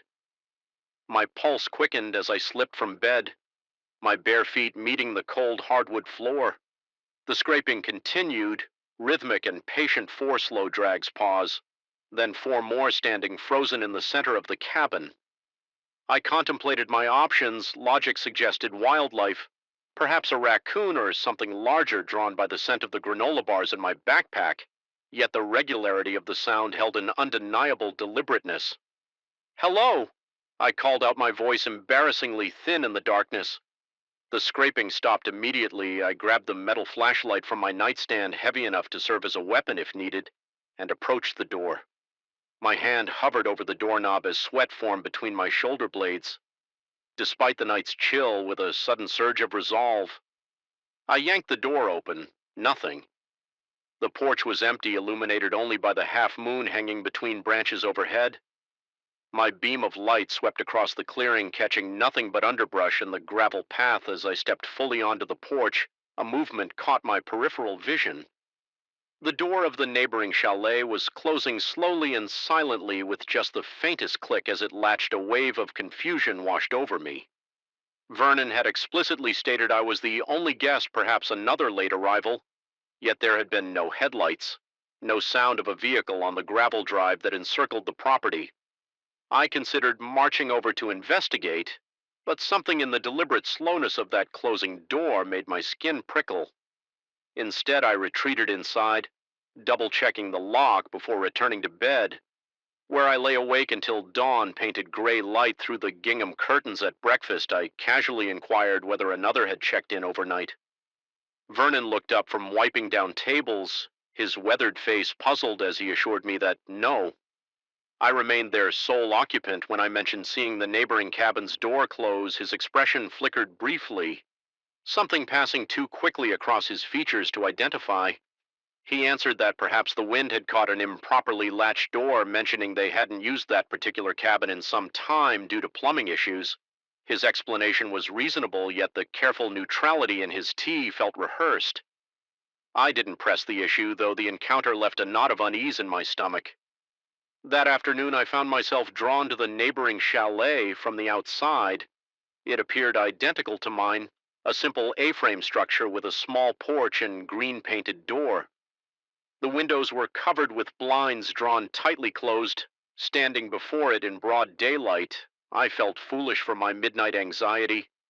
I tested the door and found it locked further, supporting Vernon's explanation, satisfied. I continued my hike, determined to dismiss the incident.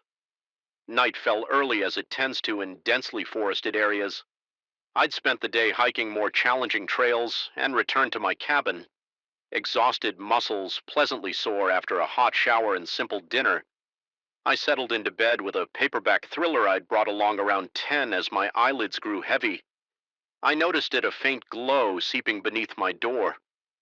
Not my door. I realized with a jolt of adrenaline the light was visible through my window, a thin yellow line beneath the neighboring chalet door. I sat up book forgotten and watched as shadows occasionally passed across that strip of light suggesting movement inside my mouth.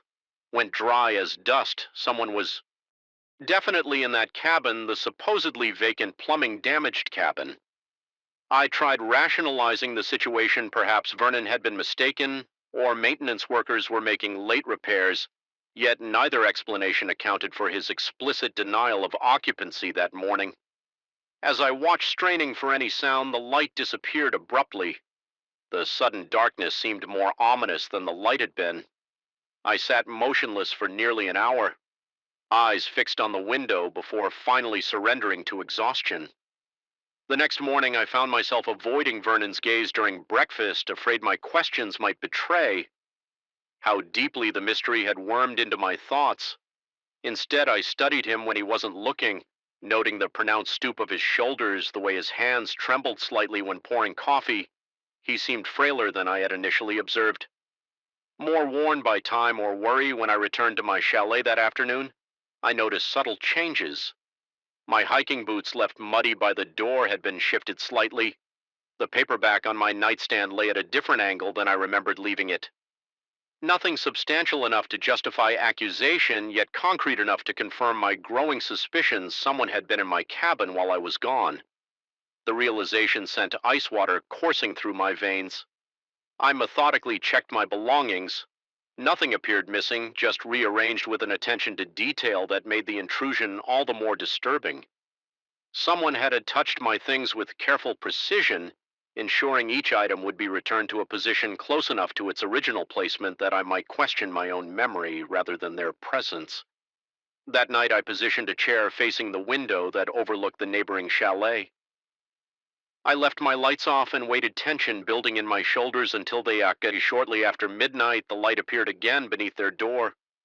This time I was determined to confront whoever occupied the supposedly vacant cabin. I pulled on my boots without lacing them and stepped onto my porch.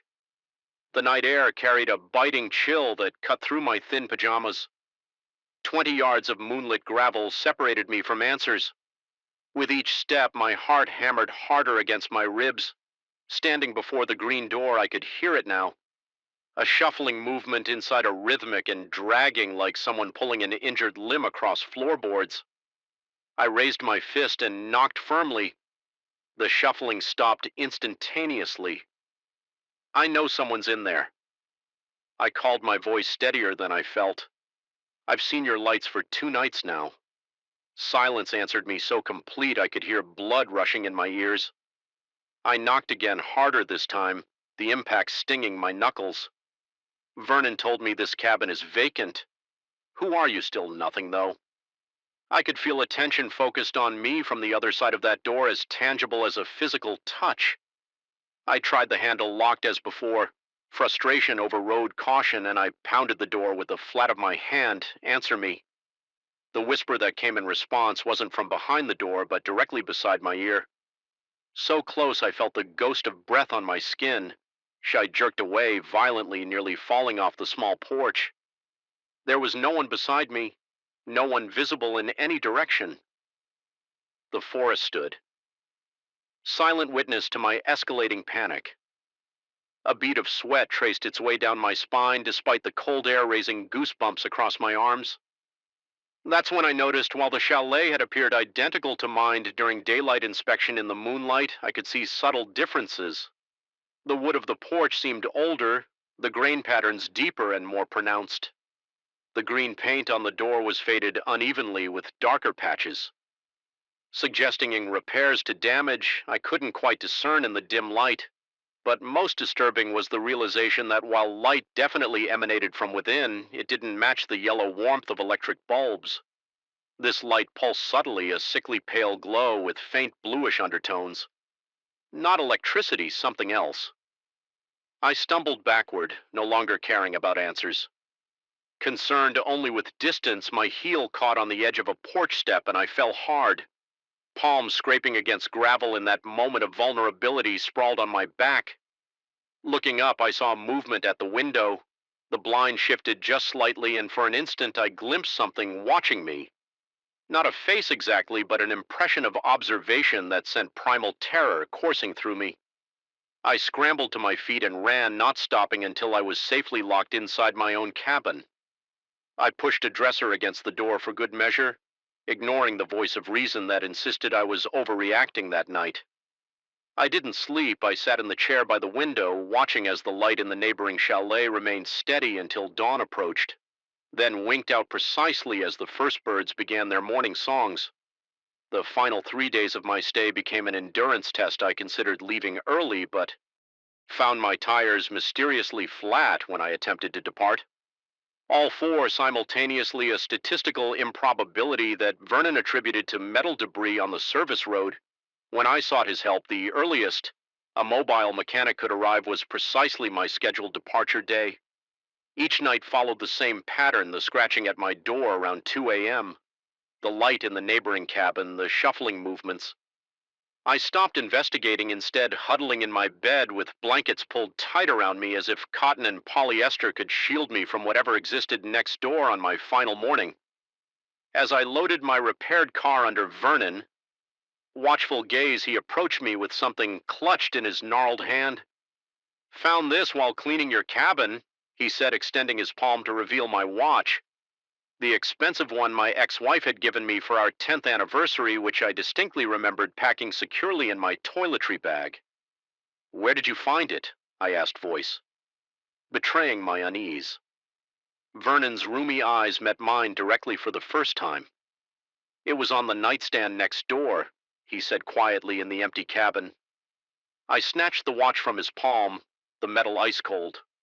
Despite the warmth of the morning, as I drove away, I glimpsed Vernon in my rearview mirror standing motionless in the gravel drive, watching my departure with an expression of profound relief.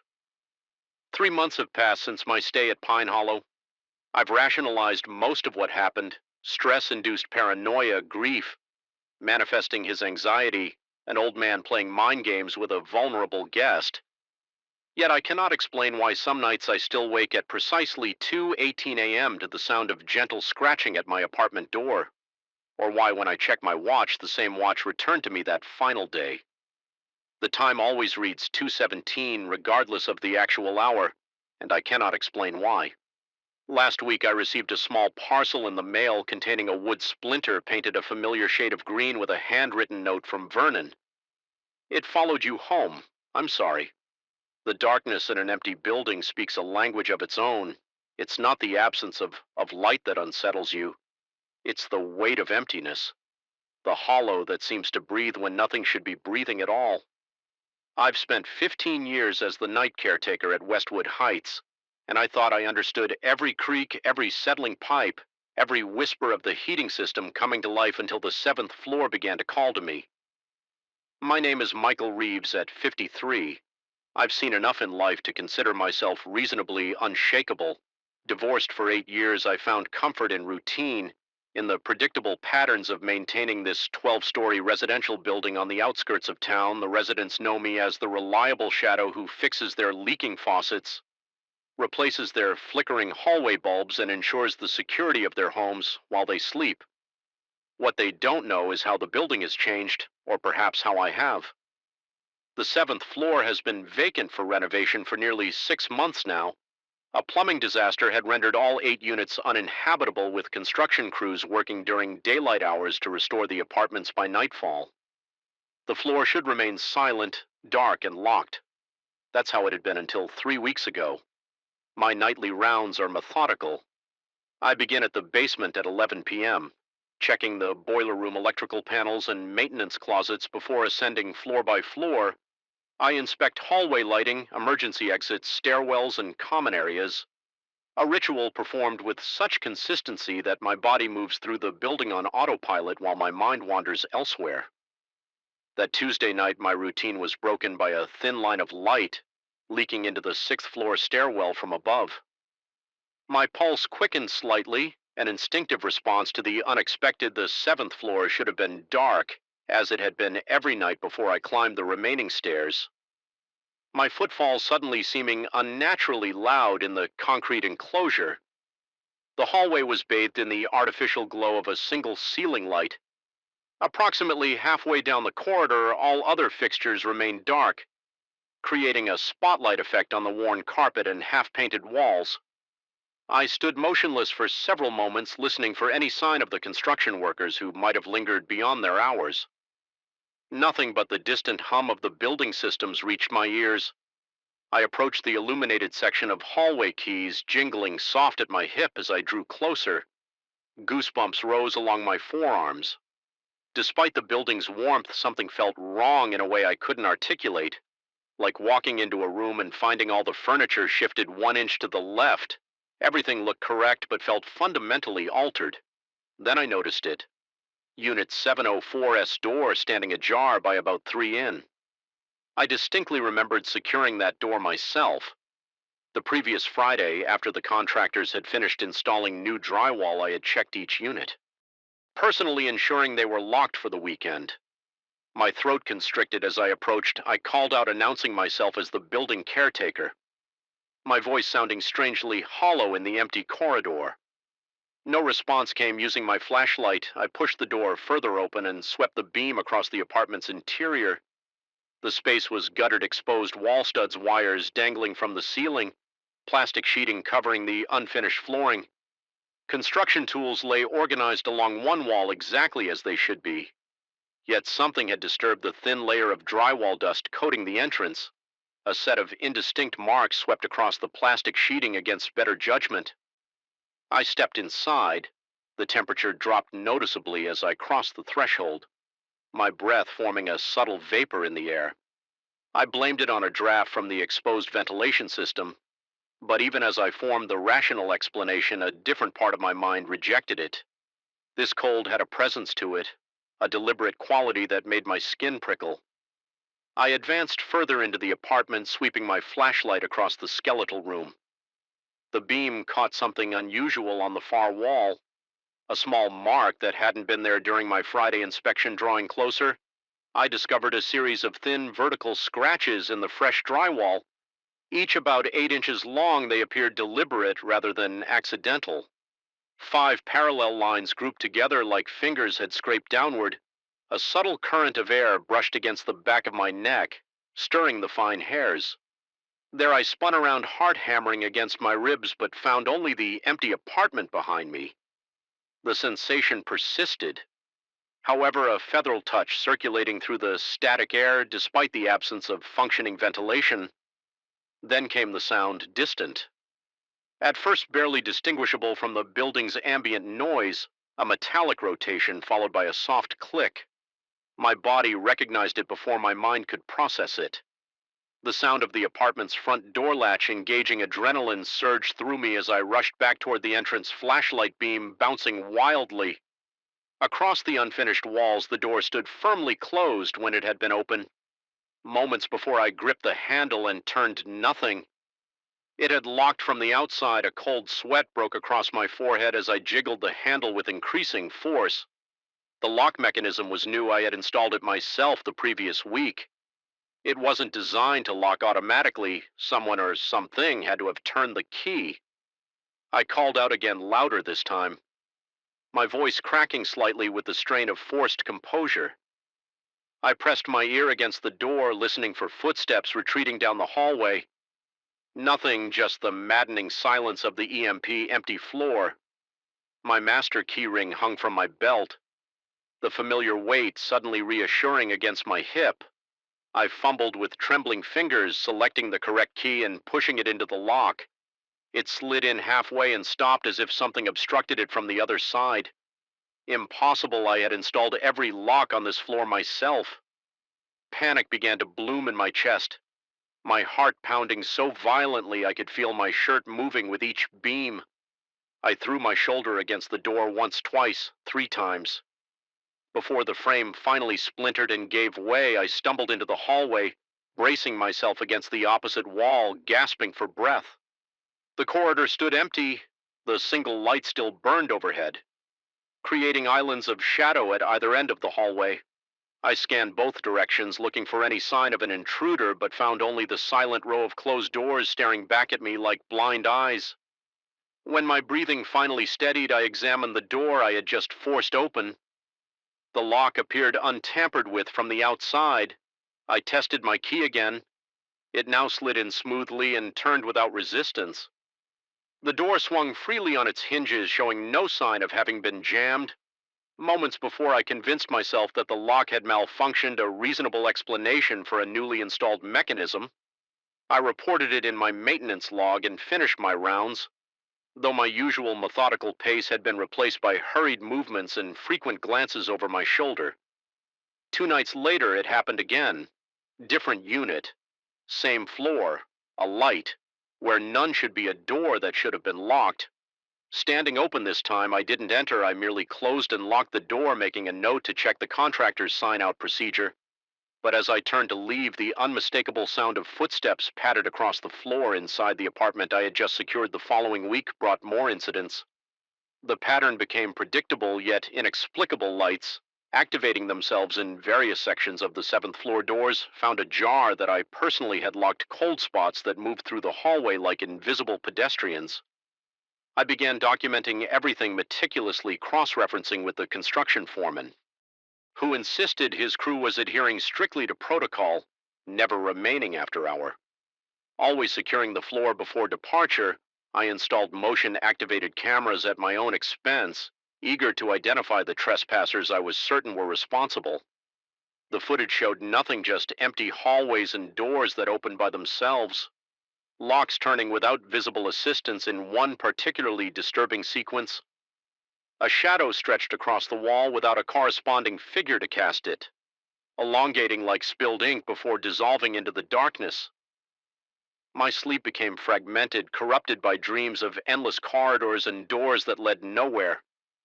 Dark circles formed beneath my eyes, and residents began to comment on my haggard appearance.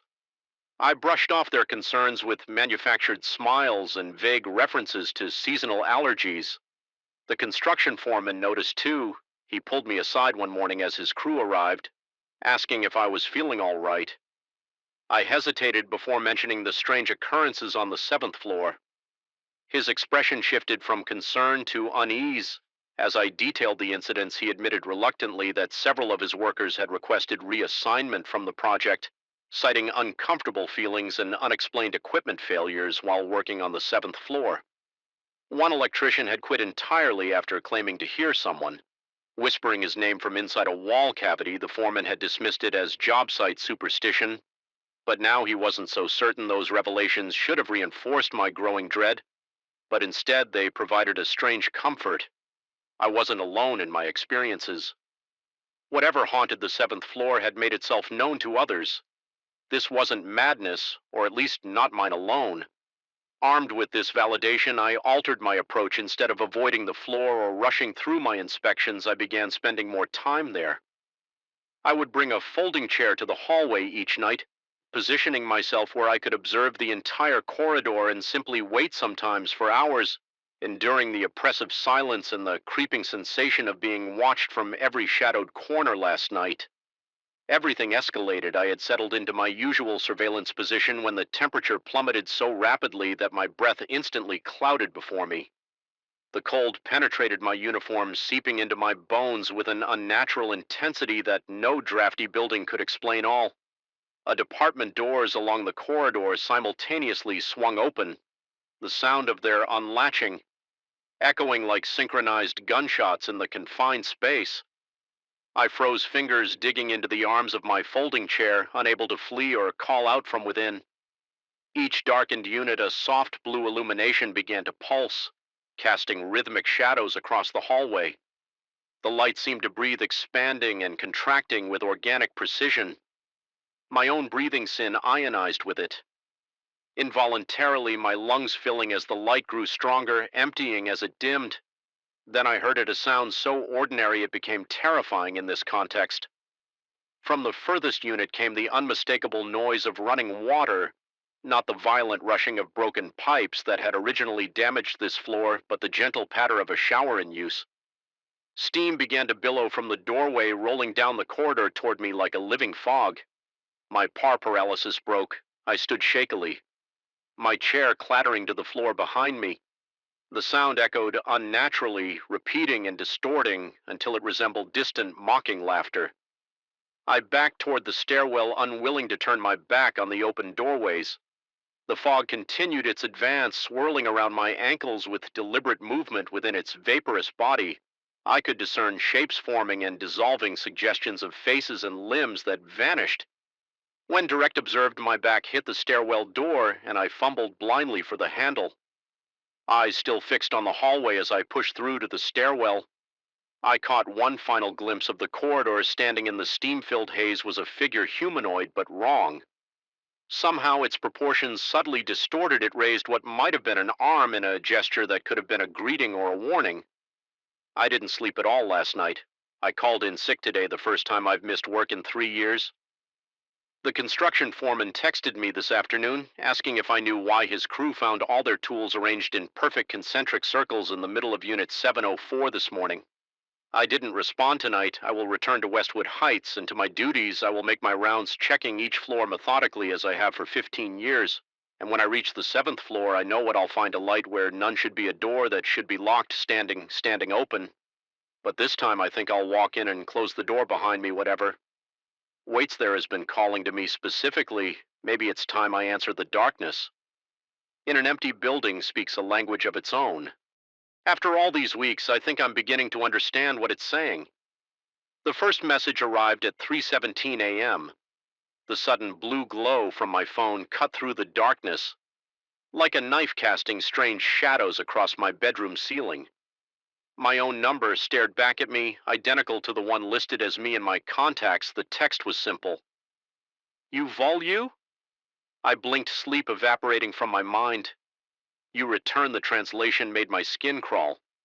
Despite the grammatical error, I didn't speak Portuguese. I had never been to Brazil or Portugal or anywhere that would justify this.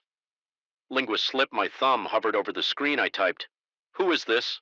and pressed send. The message showed the spinning circle, then failed. I tried again, same result. The digital void swallowed my attempts at communication, leaving only that question hanging in the air between me and or myself. I checked my call log, my message history, nothing. No record of receiving anything at 3:17 a.m. When morning came, I contacted my carrier.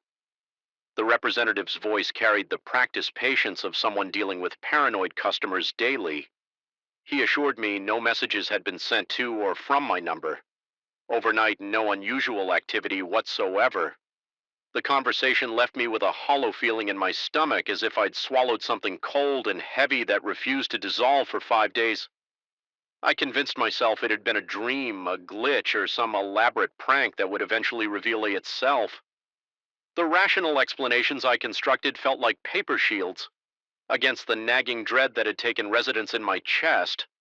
I found myself checking my phone obsessively, the screen becoming both a source of anxiety and the only window into whatever was happening. The second message came while I was brushing my teeth. "No, Saya, ainda don't leave." Yet my toothbrush clattered into the sink. I nearly slipped on the bathroom tile as I lunged from my phone, heart hammering against my ribs. The screen showed no notification, nothing, but as I stared at it, pupils dilated in the harsh bathroom light. The message appeared on my lock screen as if materializing from thin air. My hands trembled as I unlocked the phone. The message was there then in my normal messaging app from my own number. I took screenshots, recorded a video of me scrolling through the conversation. I wasn't crazy, but when I logged into my carrier account, once again there was no record of these exchanges. Sleep became my enemy. I would lie awake, phone face down across the room, but still. somehow feeling its presence like a malevolent entity. The soft buzz of electronics in my apartment, the refrigerator's hum, the digital clock's subtle electrical pulse took on sinister undertones. Each sound became a whisper, each shadow a potential threat. The messages continued, always in Portuguese, always from my own number, always vanishing from official records. Al, don't V. They are coming, no, don't trust your eyes. Remember the accident, the last one struck me like a physical blow. What accident? I had never been in any serious accident. The closest thing was a minor fender bender 3 years ago, but something about the phrase tunned into my subconscious. Burrowing deeper with each passing hour, I began researching Portuguese using translation apps, seeking patterns in the messages.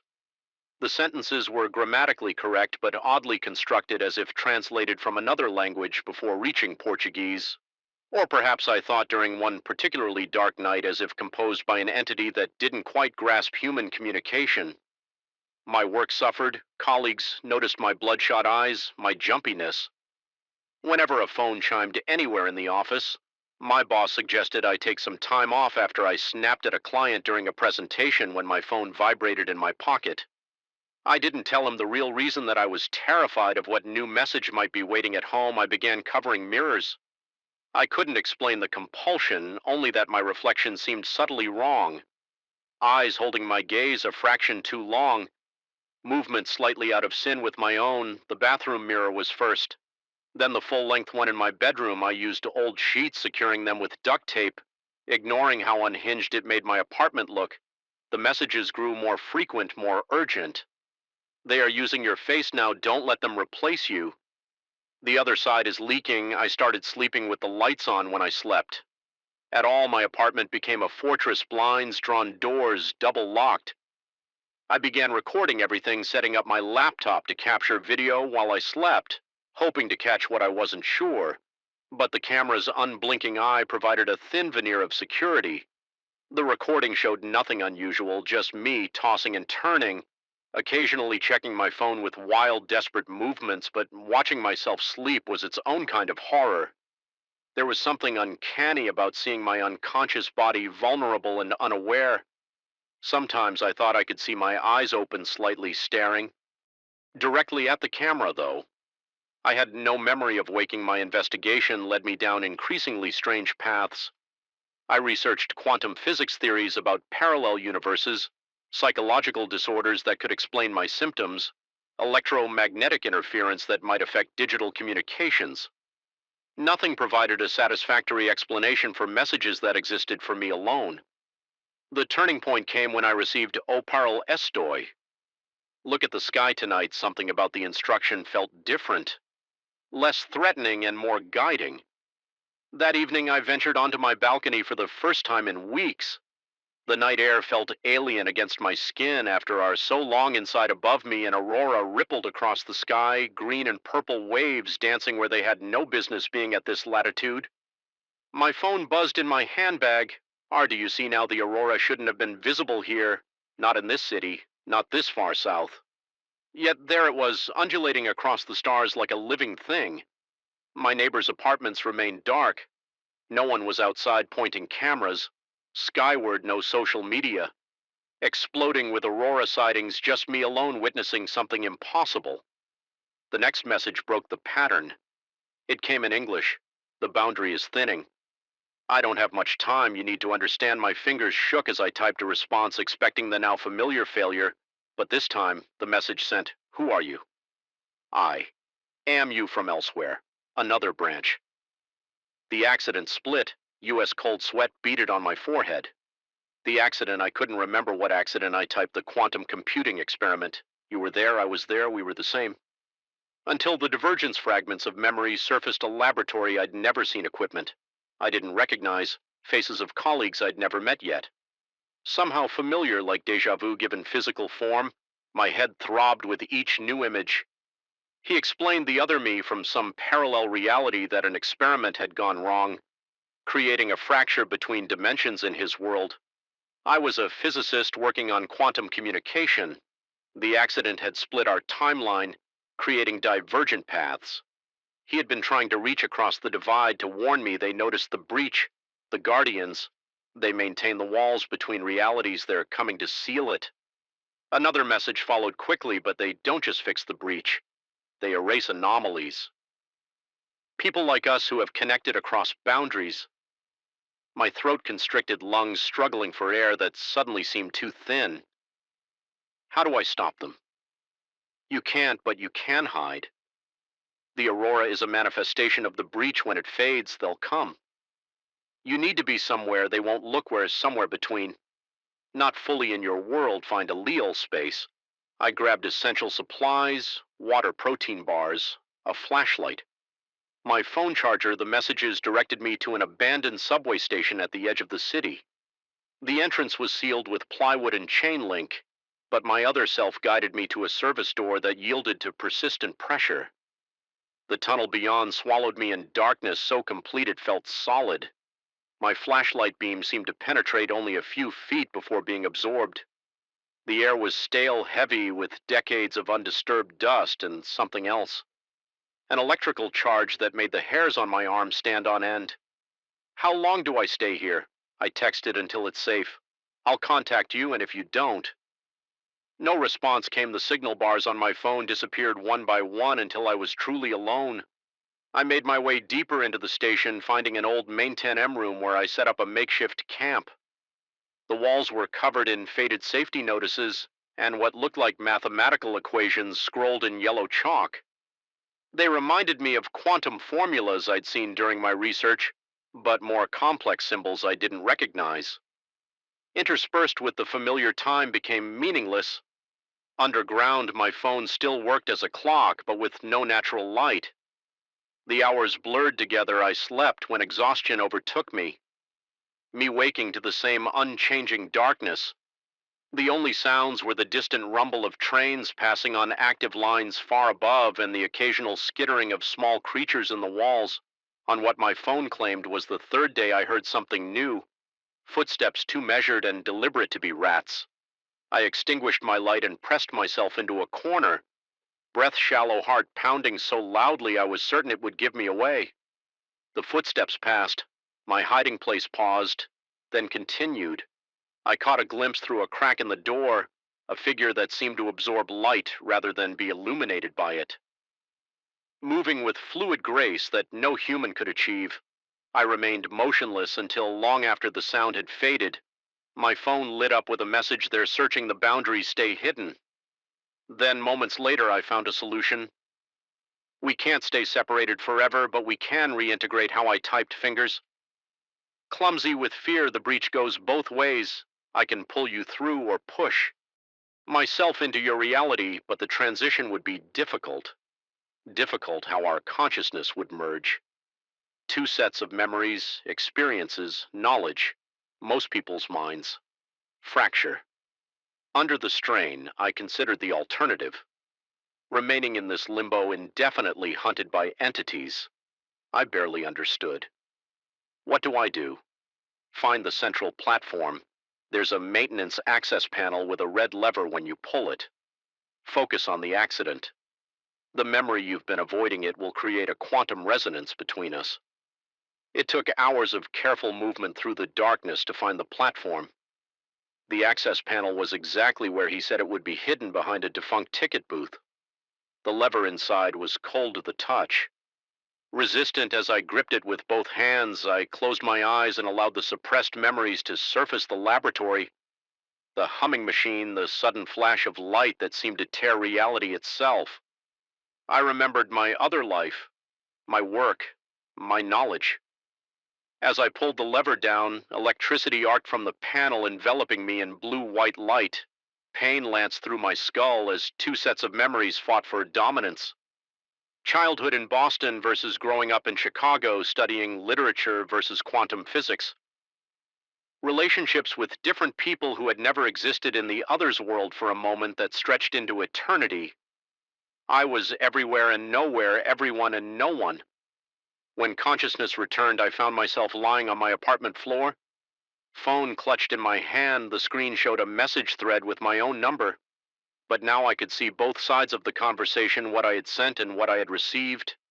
D both were mine, both had always been mine. I stood on shaky legs and approached the covered bathroom mirror with trembling fingers. I pulled down the sheet, my reflection stared back, but now I recognized it fully. The subtle wrongness IID perceived was just the disconnection between my fractured selves. My phone buzzed one final time. My number, our number with a simple message, "We're whole now, but the boundary remains torn. Others might find their way through." I glanced at my window where the night sky appeared normal. Stars visible between city buildings. No aurora, no visible breach. But I knew better now. Reality was thinner than anyone suspected, more permeable and somewhere beyond the veil. The Guardians were still searching. I turned away from the window and began removing the sheets from all my mirrors. I would need to see clearly from now on. After all, I knew exactly what to watch for. The fluorescent lights in the Harmon Business Center flickered with an unnatural rhythm, casting sickly shadows across the fourth-floor hallway. The constant electrical hum that permeated the building seemed to deepen as I approached the end of the corridor, clipboard in hand. Something about this place had felt wrong from the moment I'd accepted the contract to assess the commercial properties. Not wrong in any way I could articulate, just a persistent gnawing wrongness that settled in the pit of my stomach and refused to dissipate. My name is Michael Reeves, Commercial Property Assessor for Westlake County. I've spent 15 years evaluating office spaces, retail locations, and industrial properties. I know buildings, I understand their logic, their patterns, their secrets, at least I thought I did before I encountered Office 408. It began 3 weeks ago when I received the assignment to conduct a comprehensive assessment of the Harmon Business Center, a 12-story structure built in the late 1980s. The work was straightforward: verify occupancy, document maintenance issues, assess market values, and update the county's property database. I'd received spreadsheets listing all tenants, floor plans showing every office and security AC access to the entire building. The assessment progressed smoothly through the first 3 floors, but when I reached the fourth floor and began cross-referencing my tenant list with the actual offices, I noticed a discrepancy. My system showed every office from 401 to 424, except for a mysterious 408. According to the official floor plan, there was only 408. No, 408. I assumed it was a clerical error and continued my work. That Friday afternoon, I was finishing my inspection of the fourth floor when I noticed something odd. The main corridor made a sharp right turn at the end, leading to a short hallway that wasn't clearly marked on my floor plan. Following it, I discovered a door with a small tarnished plaque reading 408A in faded lettering. The inconsistency triggered my professional curiosity. This office existed physically, but not in any of the official records. I tried the handle, finding it locked. Pressing my ear against the door, I detected no sound from within. Not even the omnipresent hum of the building's ventilation system seemed to penetrate this space. I knocked, receiving no response. Something about the door's texture felt wrong against my knuckles. Not quite solid, not quite hollow. I made a note to return with a building manager. The strange office nagged at me throughout the weekend. Monday morning, I requested the complete architectural plans from the county archives and spent hours reviewing them according to every document. The hallway ended at Office 408. There was no turn, no extension, no 408. Yet I had seen it, touched it when I returned to the fourth floor the following week. I experienced the first real shock. The corridor ended exactly as the plans indicated, with a blank wall where I distinctly remembered seeing the right turn and hallway extension. I stood frozen. My breath caught in my throat as cold sweat beaded on my forehead. I approached the wall, running my hands over its surface. It was solid drywall, painted the same institutional beige as the rest of the building, with no indication that a hallway had ever existed there. I asked the receptionist at the insurance office across the hall if she knew anything about Office 408. She looked at me with genuine confusion, stating firmly that the hallway had always ended at that wall. When I described the short extension corridor in the door I'd seen, she suggested I might have confused this floor with another building. Her certainty and the conviction in her eyes made my stomach tighten. I thanked her and left my hands trembling slightly as I made notes. That night I couldn't sleep. My mind replayed the memory of seeing that door, touching it, feeling its strange texture beneath my fingers. I'd been doing this job for 15 years. I didn't confuse buildings. I didn't imagine doors. 3 days later, I was driving past the Harmon Business Center around 9:30 p.m., having finished a late assessment at a nearby property. Almost without conscious decision, I pulled into the parking garage the night security guard recognized me from my previous visits and allowed me upstairs after I explained I needed to check something for an urgent report. Due the next morning, the building felt different at night. The fluorescent lights hummed at a lower, more menacing frequency. The normal bustle of office activity was replaced by a silence so complete it seemed to press against my eardrums. The elevator carried me to the fourth floor with a jerky motion that felt deliberate threatening when the doors opened. I hesitated before stepping out the hallway stretched before me, identical to how I remembered it from my daytime visits. Yet somehow altered, the shadows seemed deeper, the corners less defined.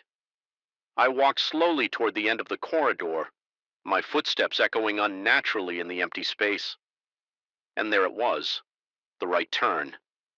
At the end of the hallway, the extension corridor, the door marked 408A. My heart hammered against my ribcage as I approached the door, looked older somehow. The wood more weathered, the metal plaque, more tarnished than I remembered. The air in the small hallway felt dense, resistant, as if I were moving through water rather than air. My breath came in short, shallow gasps as I reached for my phone to document what I was seeing. I activated the camera and began recording, narrating in a whisper that sounded strange and disconnected from my body. As I approached the door, the image on my phone screen began to distort.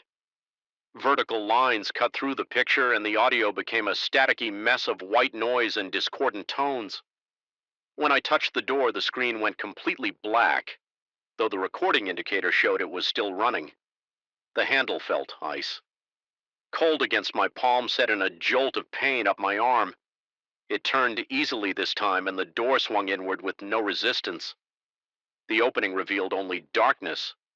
Not the absence of light, but a tangible darkness that seemed to absorb the hallway illumination at its edges.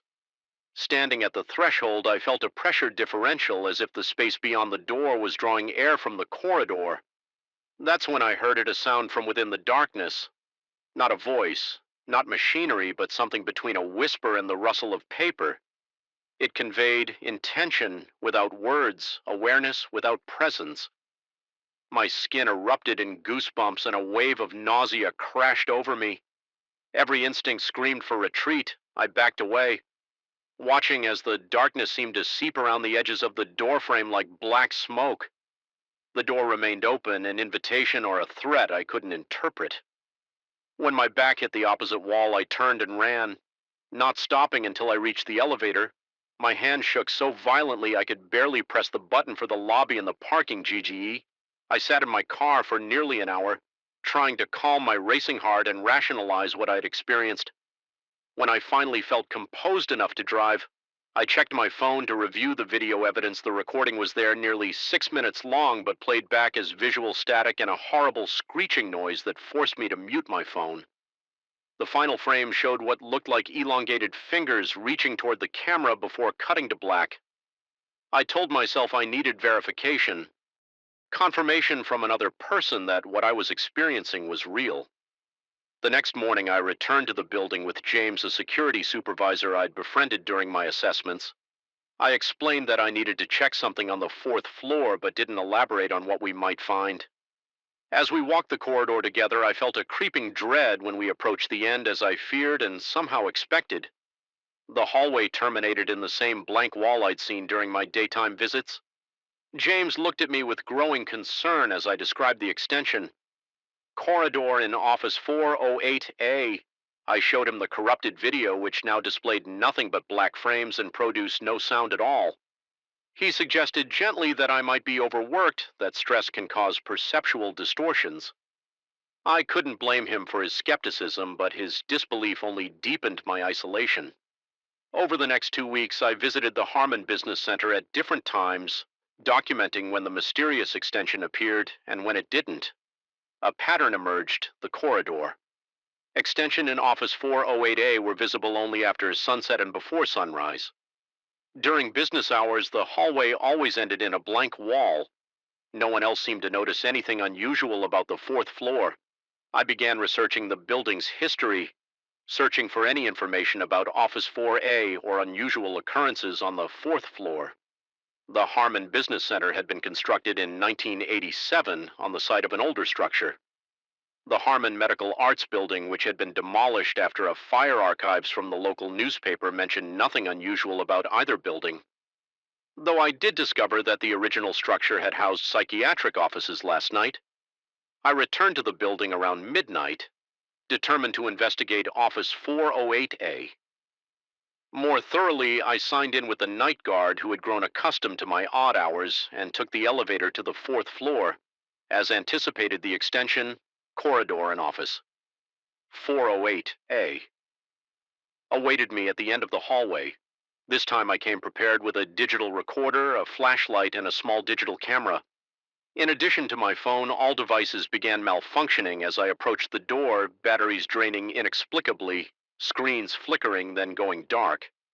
The flashlight dimmed to a feeble glow that illuminated nothing.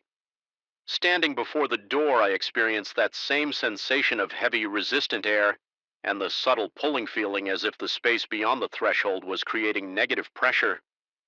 The door stood slightly ajar, this time revealing a sliver of that absolute darkness within. I almost retreated, then almost turned and walked away, resolved to complete my assessment report without including the mysterious office. But professional pride and a growing obsession pushed me forward. I needed to understand what was happening. I needed to validate my experiences. I pushed the door open wider and directed my failing flashlight into the space. The beam didn't penetrate the darkness. Rather, the darkness seemed to swallow it whole, but as my eyes adjusted, I began to perceive shapes within the blackness.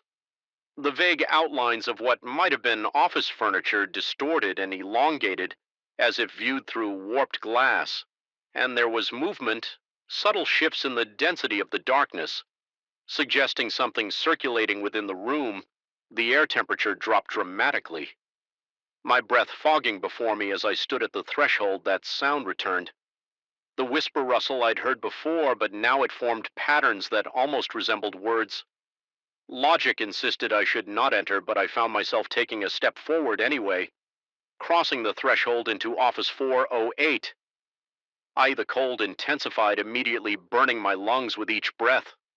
The door swung shut behind me with a soft click that sounded final, irrevocable. In the absolute darkness, my sense of orientation vanished. I couldn't tell which direction faced the door.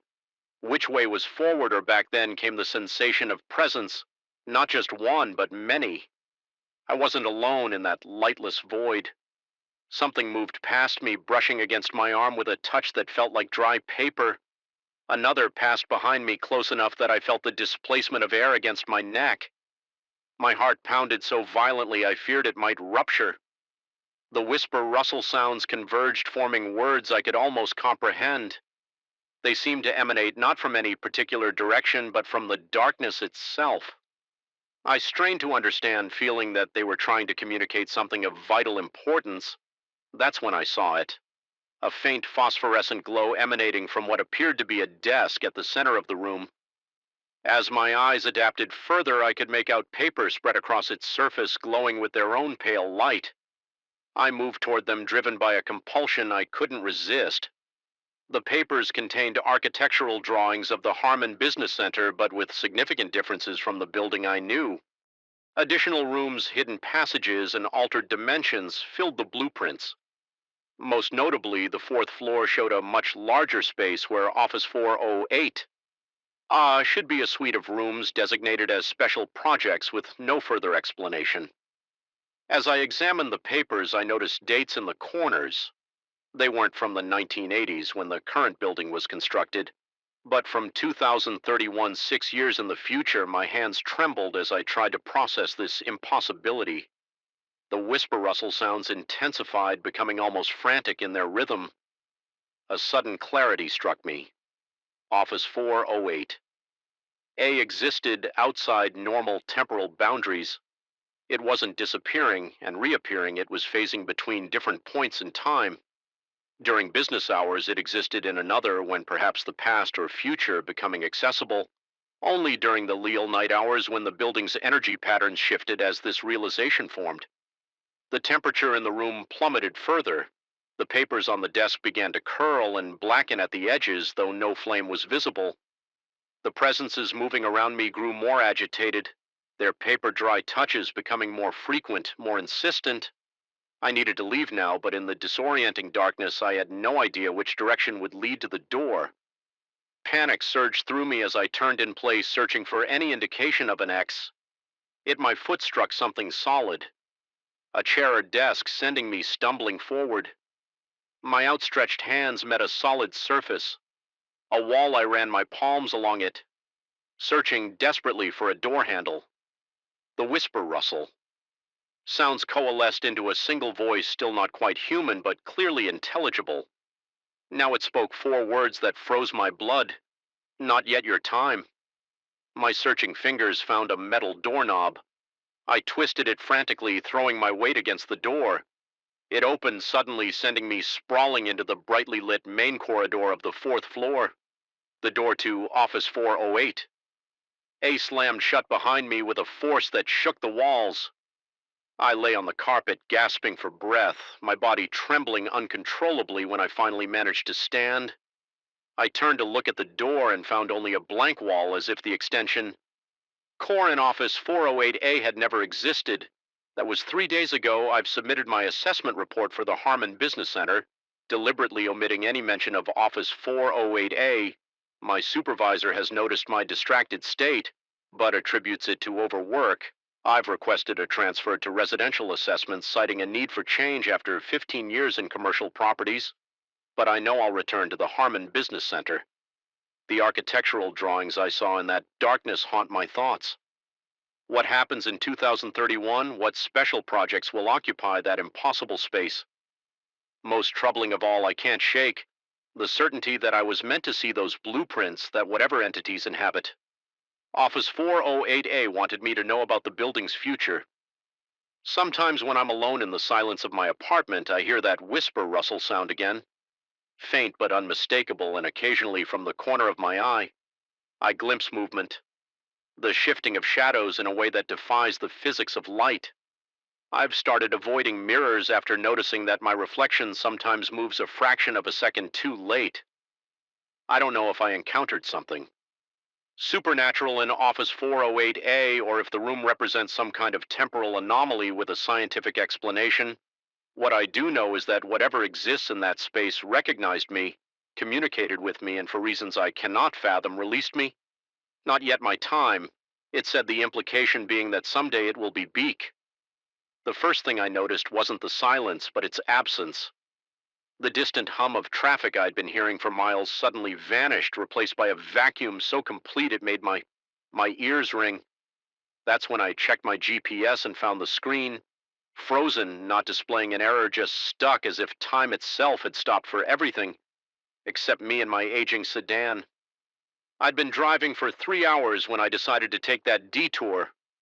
Interstate 70 had become a parking lot, an accident ahead. According to the radio, and my brother was expecting me for dinner, the clock read 4:37 p.m. The GPS adjusted a secondary route that would rejoin the highway past the congestion, so I took the next exit without hesitation. State Road 177 looked innocuous enough. A 2-lane asphalt ribbon cutting through dense woodlands. Nothing about it suggested what was to come. 20 minutes in, the trees grew thicker, pressing against the edges of the road. The late afternoon sun filtered through the canopy in fractured patterns that made my eyes strain to adjust between light and shadow.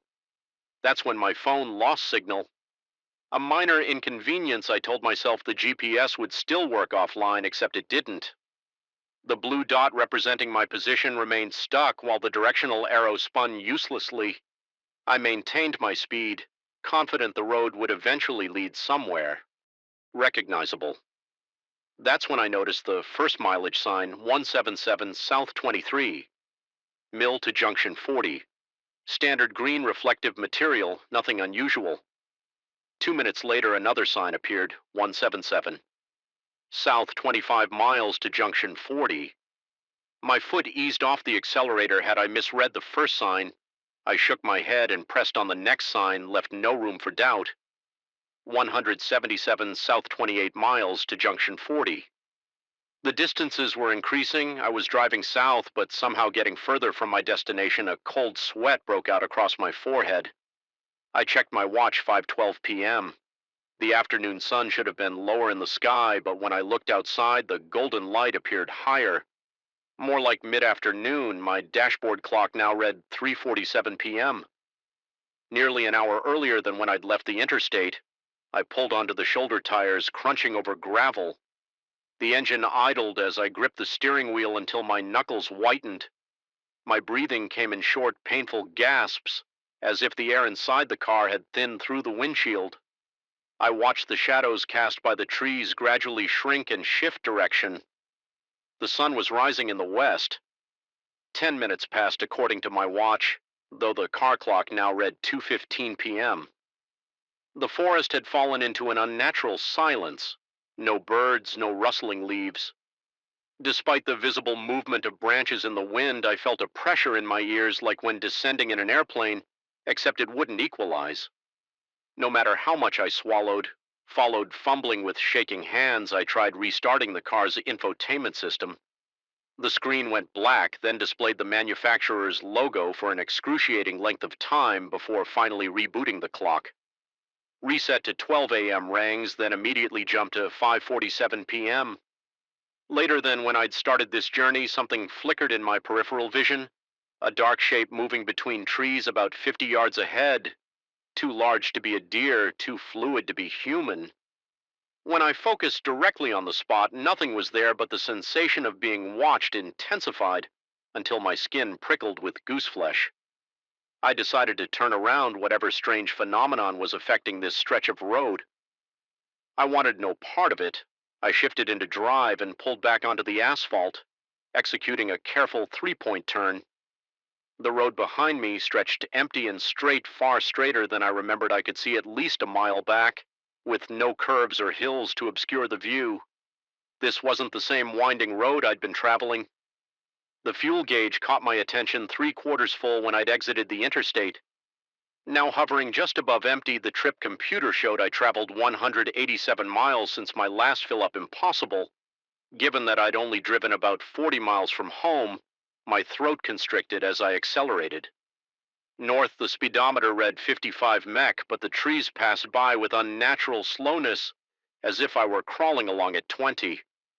My hands trembled against the steering wheel and a persistent throbbing had begun behind my right eye. I pressed harder on the accelerator, 65-75 mile Pierce. The engine strained and wind, but the landscape's passage remained eerily unhurried. A road sign appeared, 177, North 32M to Interstate 70. Hope surged briefly. I was headed in the right direction, but the next sign less than a minute later read 177 North 35M to Interstate 70. The same impossible regression. My watch now read 6:30 p.m., while the car's clock showed 1:32 p.m. outside. The light had shifted again, taking on the amber quality of late afternoon. The sun now hung where it should have been at that hour, but I couldn't shake the certainty that it had been in at least 3 different positions in the sky since I'd pulled onto this road. Something dark moved across the road about a 1/4 mile ahead. Not an animal, more like a smudge of shadow. Disconnected from any object capable of casting it, it slid across the asphalt with deliberate slowness before dissolving into the trees. I blinked rapidly, convinced my exhaustion was causing visual hallucinations. The radio suddenly crackled to life, though I hadn't touched its static at first. Then fragments of voices, not a clear broadcast, but snippets of conversations overlapping each other. I caught phrases, "should turn back now and they never leave." And most disturbingly, he thinks he's still driving before I punch the power button. The voices continued for 3 more seconds before cutting out. My heart hammered against my ribs. With such force, I could see my shirt moving, my mouth had gone completely dry, and the inside of my cheeks tasted metallic like blood. Without injury, the car felt simultaneously too small and too empty, as if the space behind me had expanded into an impossible void. I didn't dare look in the rearview mirror. A wooden sign appeared on the roadside. Not a standard highway marker, but a hand-painted placard. I would have expected to see outside a rural business. Larson's Gas and Grocery, last stop for 60 miles below it, in smaller letters, as 1953. The paint looked fresh desperation and my near empty. Ten Tank made the decision for me. I slowed as a small clearing appeared on the right, revealing a single-story clapboard building with two ancient gas pumps out front. The place looked like it had been plucked straight from the 1950s down to the Coca-Cola thermometer hanging beside the front door. No other vehicles were visible. I pulled up to the pump and the gravel crunched under my tires with abnormal loudness in the stillness.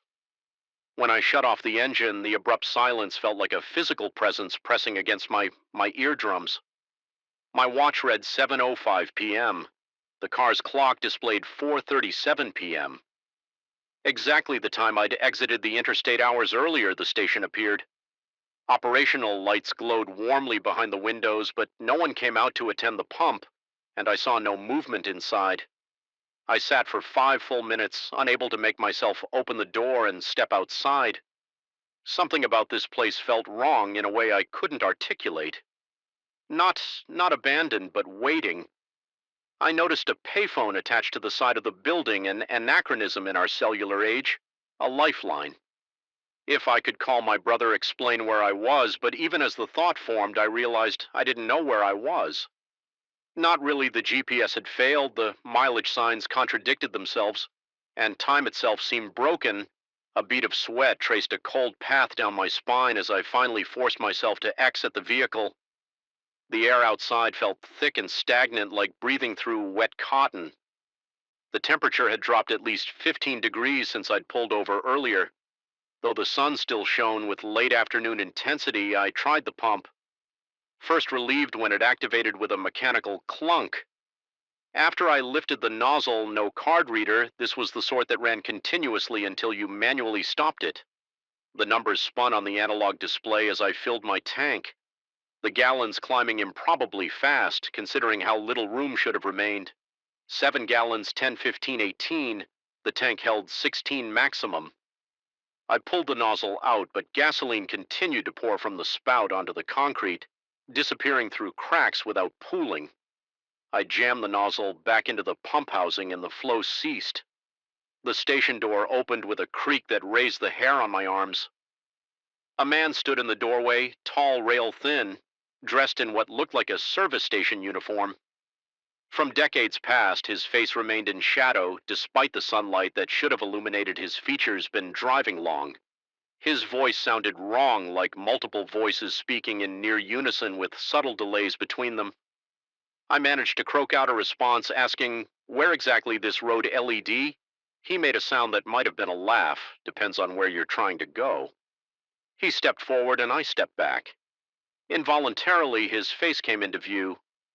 Ordinary features arranged in a slightly wrong way, as if someone had described a human face to an artist who had never actually seen one interstate. I said, my voice steadier than I felt, "I'm trying to get back to Interstate 70. "The interstate," he repeated, drawing out the word. "Sure, you just keep heading north about 10 minutes, you'll see the signs." His lips didn't quite sync with his words. I nodded already, retreating toward my car. "What do I owe you for the gas on the house?" he said, smiling. Now too many teeth in that smile. First-time visitors don't pay the road brings us enough. He stepped back into the station before I could respond.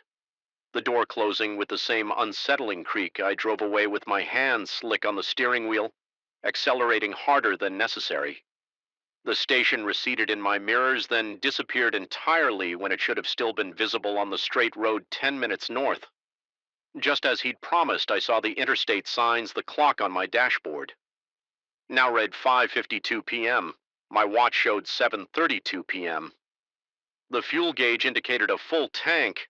I merged onto Interstate 70 with a flood of relief. So intense it left me lie-headed normal traffic. Surrounded me cars, trucks, all moving at predictable speeds.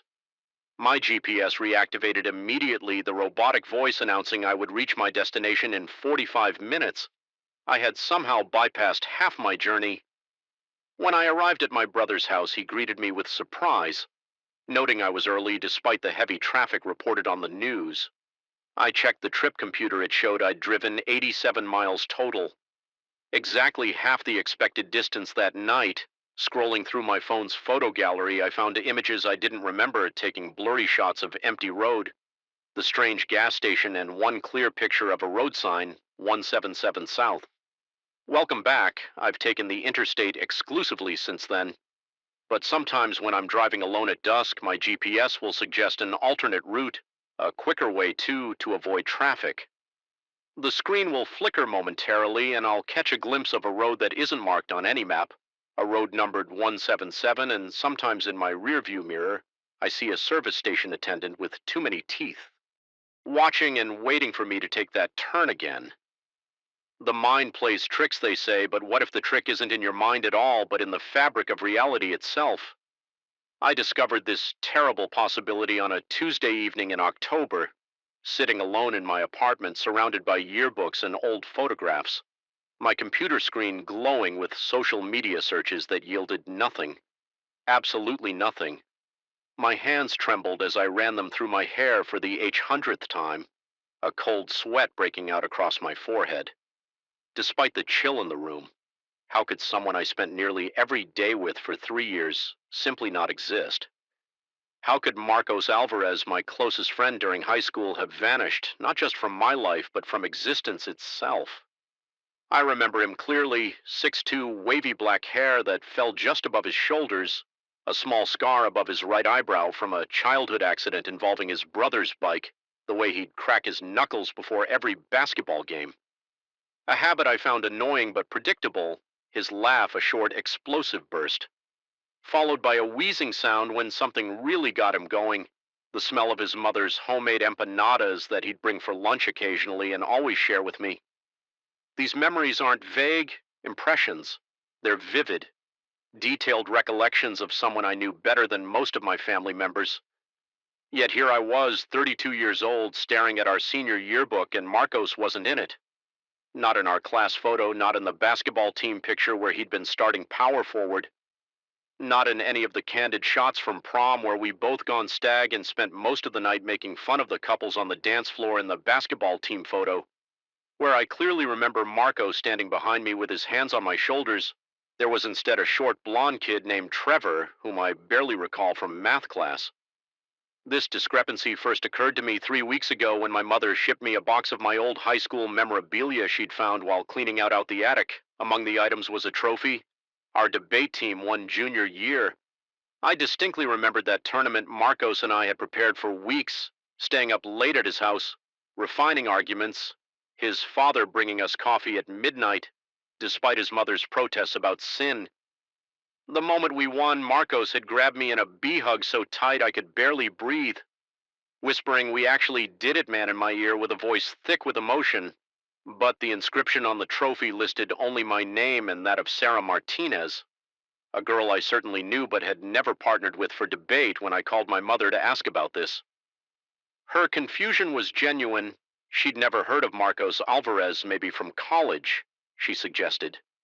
But no, I was certain he was from high school. I even described him to her. His height, his hair, the black leather jacket he wore nearly every day.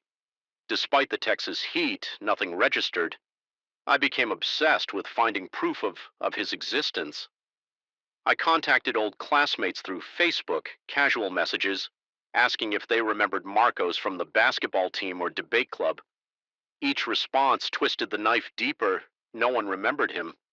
Some suggested I might be thinking of Marcus Reynolds, a popular senior when we were sophomores, but that wasn't right. Others thought perhaps I was confusing high school memories with college ones, as my mother had suggested I dug out old papers from high school, convinced I'd find his name on group assignments or at least a mention in my own juvenile journals. Nothing I found a paper I specifically remembered writing with him. our analysis of The Great Gatsby that earned us an A+ in AP English, but the paper showed only my name at the top. The rational part of my brain suggested there must be a simple explanation. False memories are a documented psychological phenomenon. Perhaps I'd created Marcos as a composite of several friends, or maybe there was a real Marcos but from a different period of my life, and my mind had simply misplaced him in time. But these explanations felt hollow against the sheer volume and clarity of my memories. It was during this period of questioning that I began to notice strange occurrences around my apartment. At first, they were subtle enough to dismiss a book out of place, a cup I didn't remember leaving on the counter, my keys on the hook when I thought I'd left them by the door, but as my search for evidence of Marcos intensified, so did these disturbances one night. I woke at 3:17 a.m. to the sound of basketball dribbling. Not from outside, not from a neighbor's TV, but from inside my living room. My mouth went dry instantly and I lay paralyzed as the rhythmic thump, thump, thump continued for exactly 47 seconds before stopping abruptly. The next morning I found nothing out of place, but the faint smell of gym sneakers lingered in the air. I installed a security camera in my living room that weekend. It recorded nothing unusual for the first few nights, though I continued to hear sounds, whispered conversations just at the edge of comprehensibility, laughter that seemed to come from inside the walls, the creak of my couch as if someone had just sat down when no one was there. The camera captured none of this. Then on the fifth night, something changed. Reviewing the footage the next morning, I noticed a glitch at 3:17 a.m., the same time I'd heard the basketball dribbling. Days earlier, the video feed didn't cut out entirely, but the image warped, stretching and compressing as if seen through a heat mirage, and in that distortion for approximately 4 seconds, I could make out the silhouette of someone sitting on my couch, someone tall with hair that fell to their shoulders. My heart hammered against my ribcage as I replayed those 4 seconds. Dozens of times, my fingers trembling so badly I kept missing the pause button. It wasn't clear enough to definitively say it was Marcos, but it wasn't clear enough to say it wasn't him either. What was clear was that someone or something had been in my apartment and my camera had barely captured it. I printed a still from the video, the blurry silhouette circled in red marker, and added it to my growing wall of evidence, a detective board worthy of any crime show with sticky notes, string connections, and timeline markers. I was no longer just trying to prove Morrow's heading existed. I was trying to understand what was happening to me. Now sleep became almost impossible each night. The disturbances grew more pronounced.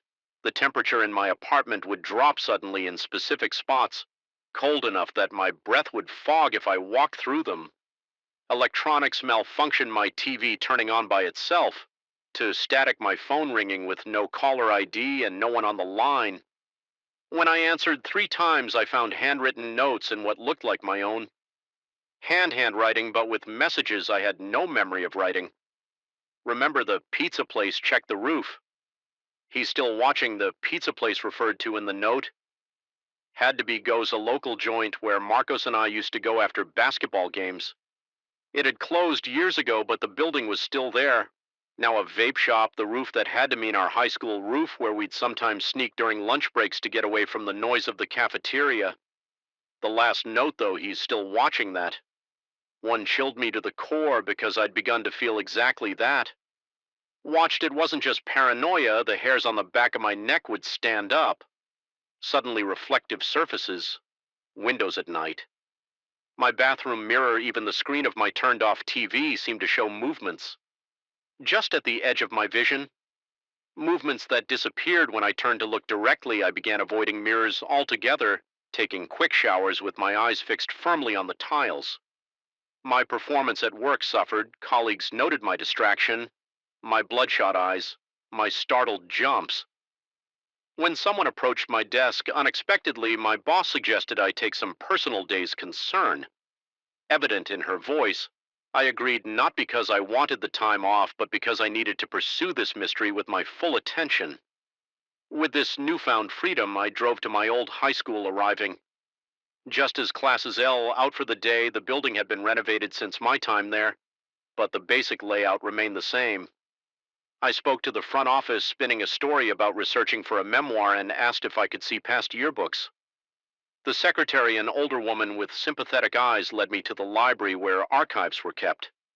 I spent hours going through yearbooks, not just from my years, but from the years before and after as well. No Marcos, I expanded my search to club photos, sports teams from other seasons, candid shots in the hallways. Nothing. According to these records, Marcos Alvarez had never attended Westlake High as I was leaving. Deflated and more confused than ever, I passed the trophy case in the main hallway. There, among the sporting achievements and academic honors, was our debate trophy. I pressed my face close to the glass, my breath fogging the surface as I read the inscription. My name and Sarah Martinez's, just as on my copy at home, but as I pulled back, the reflection in the glass showed something that made my blood run cold over my shoulder. Just behind me stood a tall figure with shoulder-length dark hair.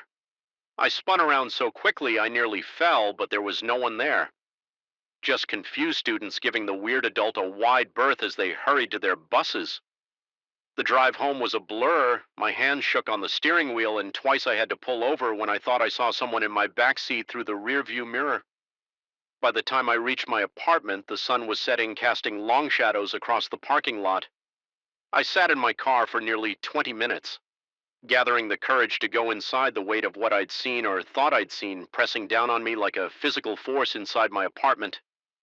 Everything was exactly as I'd left it, yet somehow different. The air felt charged like the atmosphere before a thunderstorm. I went straight to my evidence wall, staring at the blurry silhouette from my security camera. That's when I noticed something I'd missed before: a reflection in my TV screen visible in the corner of the frame, a tall figure standing behind me as I slept on the couch. My legs gave out and I sank to the floor, my back against the wall, eyes fixed on that image. The rational explanations I'd been clinging to evaporated. This wasn't false memory or misplaced nostalgia. Something was happening that defied conventional understanding. I grabbed my laptop with shaking hands and began typing everything I could remember about Marcos, every interaction, every conversation, every shared experience. The words poured out of me in a frantic stream, as if by documenting him thoroughly enough I could somehow anchor him to reality. I wrote for hours, pausing only when my fingers cramped or when strange sounds from elsewhere in the apartment demanded investigation at 3:17 a.m. My laptop screen went black. Not the gradual fade of a dying battery, but an instantaneous switch to darkness. In the reflection of the screen, I saw him, Marco, standing behind me, his expression unreadable in the dim light. I couldn't move, couldn't breathe. As he leaned down toward my ear, the voice that came was familiar yet distorted, as if speaking through water. You weren't supposed to remember for me. I closed my eyes instinctively, my heart threatening to burst from my chest. When I opened them again, my laptop screen had returned to normal. The document with all my memories of Marco still open, but there was new text at the bottom, text I hadn't written. Some things are forgotten for a reason. Some people exist between worlds. I was your friend, but I was never supposed to be real by remembering me. You've torn something that shouldn't be torn. I'm neither here nor there now, and neither are you. I live with this knowledge now. I've stopped trying to prove Marcos existed to others or to myself. The disturbances in my apartment have ceased, but the feeling of being watched, of straddling some invisible boundary between realities, has become my constant companion. Sometimes in crowded places, I'll see him in my peripheral vision or sense his presence just behind me. I never turn to look anymore. My memories of Marcos remain vivid, but I've come to understand they occupy a space between truth and fantasy reality and something else.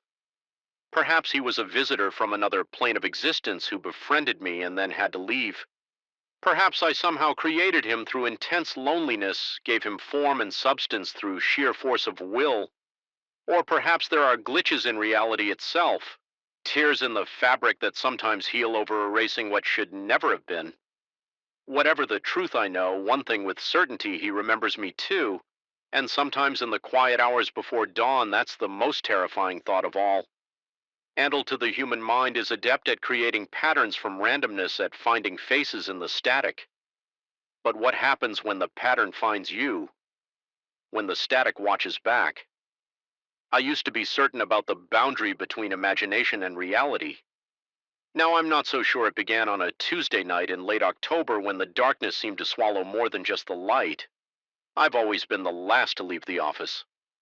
Baxter and Sons Financial Consulting occupies the fifth floor of the Westridge Commercial Complex, an aging building that stands isolated at the edge of an industrial park, surrounded by nothing but empty lots and the occasional storage facility, 5 miles from the nearest residential area.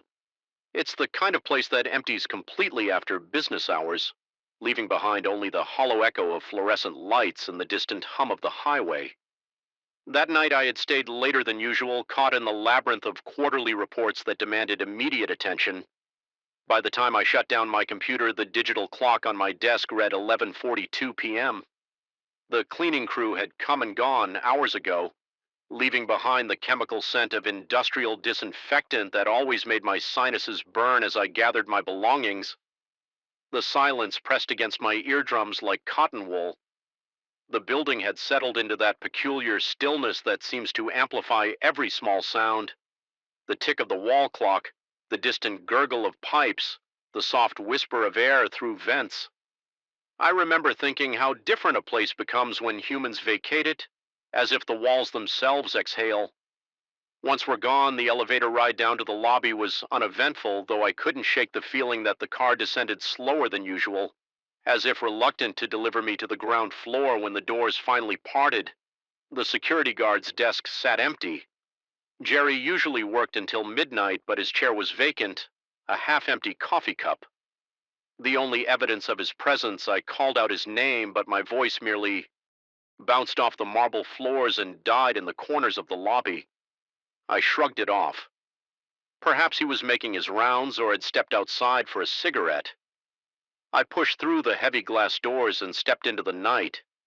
The air was unseasonably cold, carrying the metallic scent of approaching rain. The parking lot stretched before me, a vast expanse of cracked asphalt illuminated only by scattered lampposts that cast pools of sickly yellow light. At uneven intervals, my car, a gray Honda Civic that had seen better days, was parked in the farthest corner, a habit I developed to prevent door dings and scratches from careless coworkers. The walk to my vehicle usually took less than 2 minutes, but that night it felt longer. Perhaps it was the unusual silence or the way the wind had suddenly died, leaving the air unnaturally still about halfway across the lot. I noticed something, or rather someone standing near my car. A man tall and thin, dressed in what appeared to be a dark suit. He stood perfectly still facing the building I had just exited. Even from a distance, something about his posture seemed wrong. Too rigid, too perfect in its stillness, no shifting of weight from foot to foot, no subtle movements of the head or shoulders that betray the presence of life. My pace faltered for just a moment before I forced myself to continue walking. My keys clutched tightly in my right hand, the jagged edge of my car key protruding between my knuckles. A defensive measure I'd learned in a self-defense class years ago. I kept my eyes fixed on my destination, trying to project an air of confidence. I didn't feel the logical part of my brain offered rational explanations. A fellow employee working late, someone waiting for a ride, a lost driver seeking directions. Yet with each step, the hollow pit in my stomach expanded. The figure remained motionless, and as I drew closer, I realized I couldn't make out his features. His face seemed to exist in a pocket of deeper shadow, as if the darkness clung to him more densely than to the surrounding night. 20 feet from my car, a chill shuddered through me that had nothing to do with the temperature. It started at the base of my spine and crawled upward, branching out along my ribs and settling at the nape of my neck. Where the fine hairs stood at attention, I forced myself to breathe evenly to maintain my pace.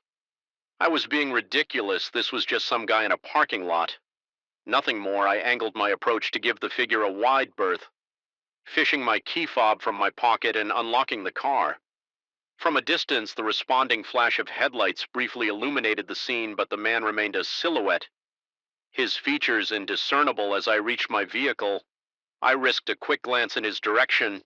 He hadn't moved, hadn't turned. Still faced the building, still stood with that unnatural stillness, But something had changed, something subtle that I couldn't immediately identify. Then it hit me. His shoulders seemed higher, his back straighter, as if he was now alert aware of my presence. I slid into the driver's seat and locked the doors immediately, my hands trembling slightly as I inserted the key into the ignition. The engine sputtered once, before roaring to life, and I cranked the heater to combat the sudden chill that had settled into my bones out of habit. I glanced at the rearview mirror to check for traffic before backing out. He was there behind my car, looking directly at me. My heart slammed against my ribcage and I twisted in my seat. Looking through the rear window, the parking space behind me was empty. Nothing but asphalt and painted lines, confused. I turned back to the mirror. He stood there no more than 10 feet away, his face still obscured, but his body now angled toward my vehicle. Impossible. I whipped my head around again, scanning the entire area behind my car. Nothing, no one yet.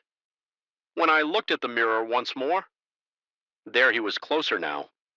Perhaps 7 feet from my bumper, panic surged through me like an electrical current. I threw the car into drive and pressed the accelerator tires, squealing as I pulled away from the parking space. My hands were slick with sweat on the steering wheel as I navigated toward the exit, checking all mirrors obsessively each time I looked at the rear view. He was there, always at the same distance, moving when I moved, stopping when I stopped, yet never visible. When I turned to look directly, I sped through the parking lot, taking the corner near the security booth too quickly, feeling the car list dangerously to one side before the tires found their grip. Again, the exit gate was up, unusual for this time of night, as it typically lowered automatically after 10 p.m. Requiring an employee keycard to open, I didn't question this. Stroke of luck, accelerating through the opening and onto the main road only when I was a mile away. With the glow of the highway visible ahead, did I allow myself to take a deep, shuddering breath? My shirt clung to my back, soaked with cold sweat, and my jaw ached. From clenching it so tightly, the rational explanations began to assert themselves again. A trick of the light, an overtired mind, conjuring images from shadows, perhaps even the early stages of a migraine affecting my vision. By the time I reached my apartment 20 minutes later, I had almost convinced myself that nothing unusual had occurred. Almost I parked in my assigned space, gathered my briefcase, and hurried inside, double-checking the deadbolt after closing the door behind me. I didn't sleep well that night, startling awake at every creak of the building, settling every distant car door, closing in the lot below morning. Brought clarity and embarrassment in the harsh light of day. My fear seemed childish, a product of working too many hours and watching too many late-night horror movies. I showered, dressed, and headed to my car, determined to put the strange episode behind me.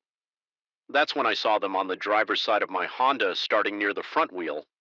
Well, and continuing to the back door, handprints or something like handprints elongated with fingers that seemed too thin, too jointed.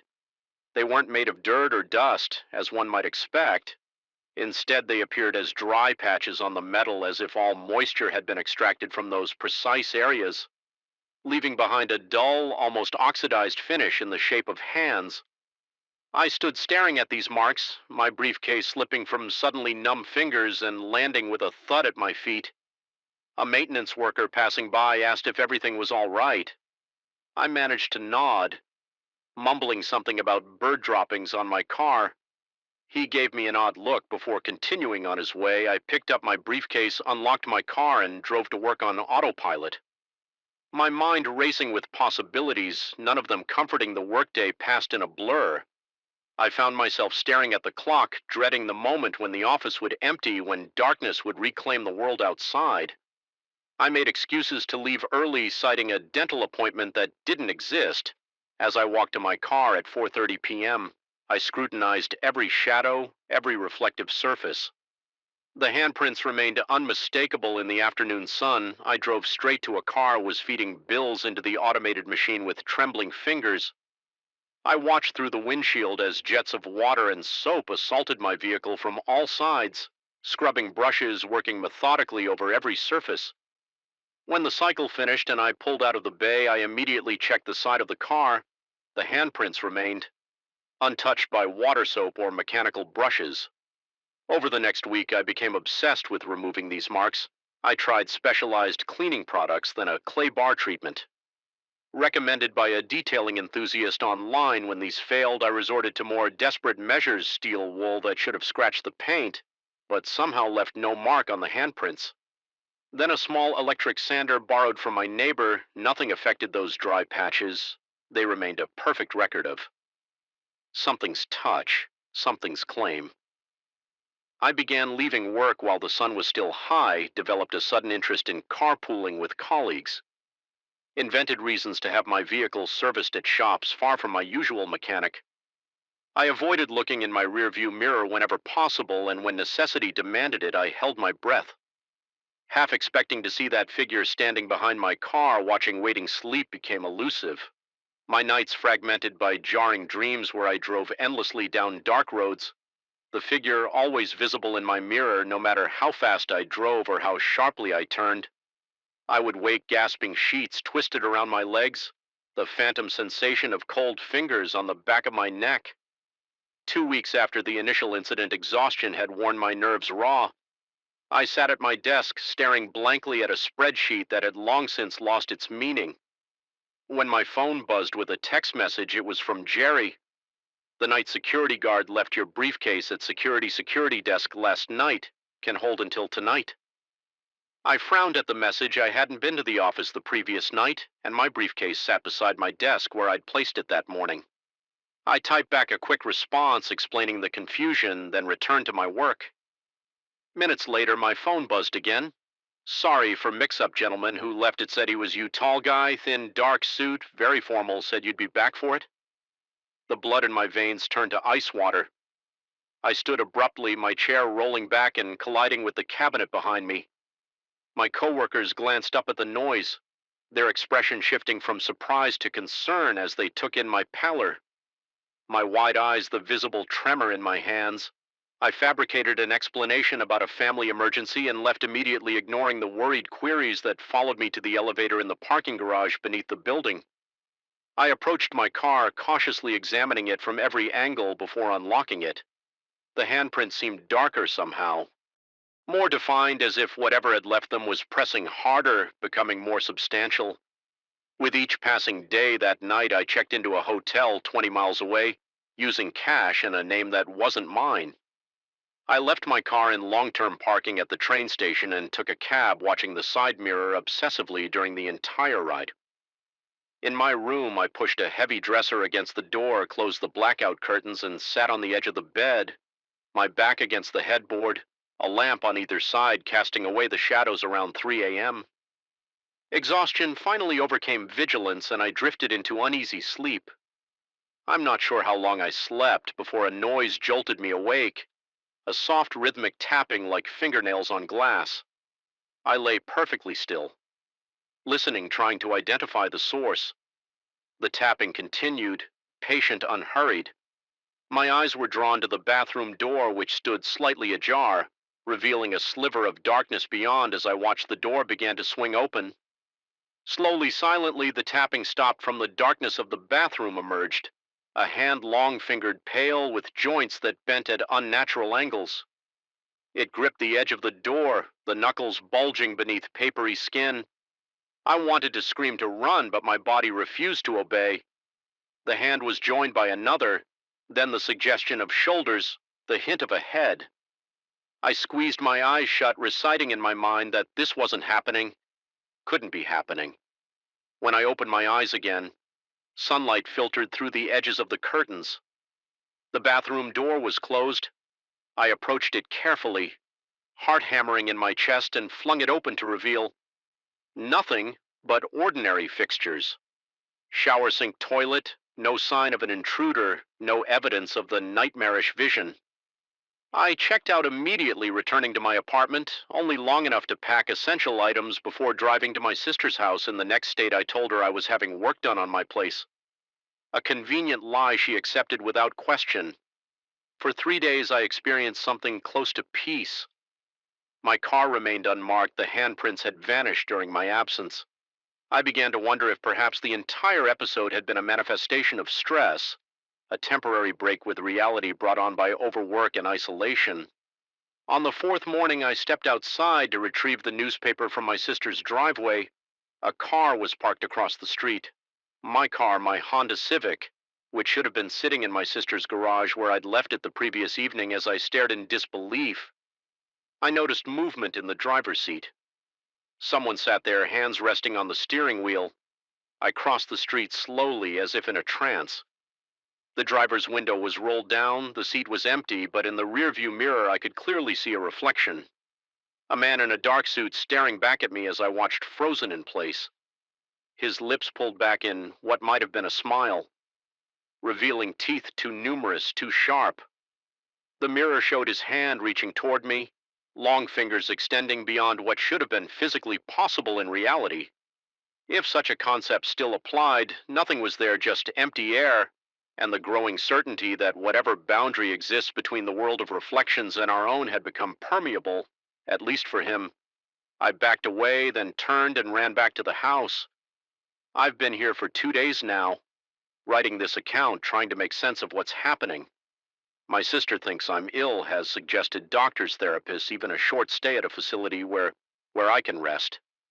She doesn't understand that rest is impossible. Now that closing my eyes means seeing him standing beside my bed watching Waiting last night. I covered every reflective surface in my room, the television screen, the window glass, even the face of my wristwatch. I lay in darkness, listening to the sounds of the house settling to my sister's soft snoring from the next room to the distant passing of cars on the main road. Just before dawn, my phone lit up with a notification, a text message from my own number. "Look at your hand." I didn't want to. Every instinct screamed against it, but my eyes betrayed me. Dropping to my left hand, which rested at top. The blanket there spread across my palm and extending to my wrist was a handprint, dry, desiccated skin, in the exact shape of long jointed fingers. As I stared in horror, the mark began to spread, the moisture being pulled from my flesh as if by some unseen force, the pattern extending up my forearm. I don't know what he wants. I don't know why he chose me, but I know now that no distance will be sufficient. No hiding place secure enough. He exists in reflections and mirrors in the spaces just beyond direct sight, and he's patient, so very patient. I catch glimpses of him everywhere now, in store windows, as I pass in the chrome finish of elevator doors, in the black screen of my phone before it lights up, always watching, always waiting for what I still don't know. But I suspect with growing certainty that sooner or later I'll find out the FL. Lights in our office never fully die, they simply decay.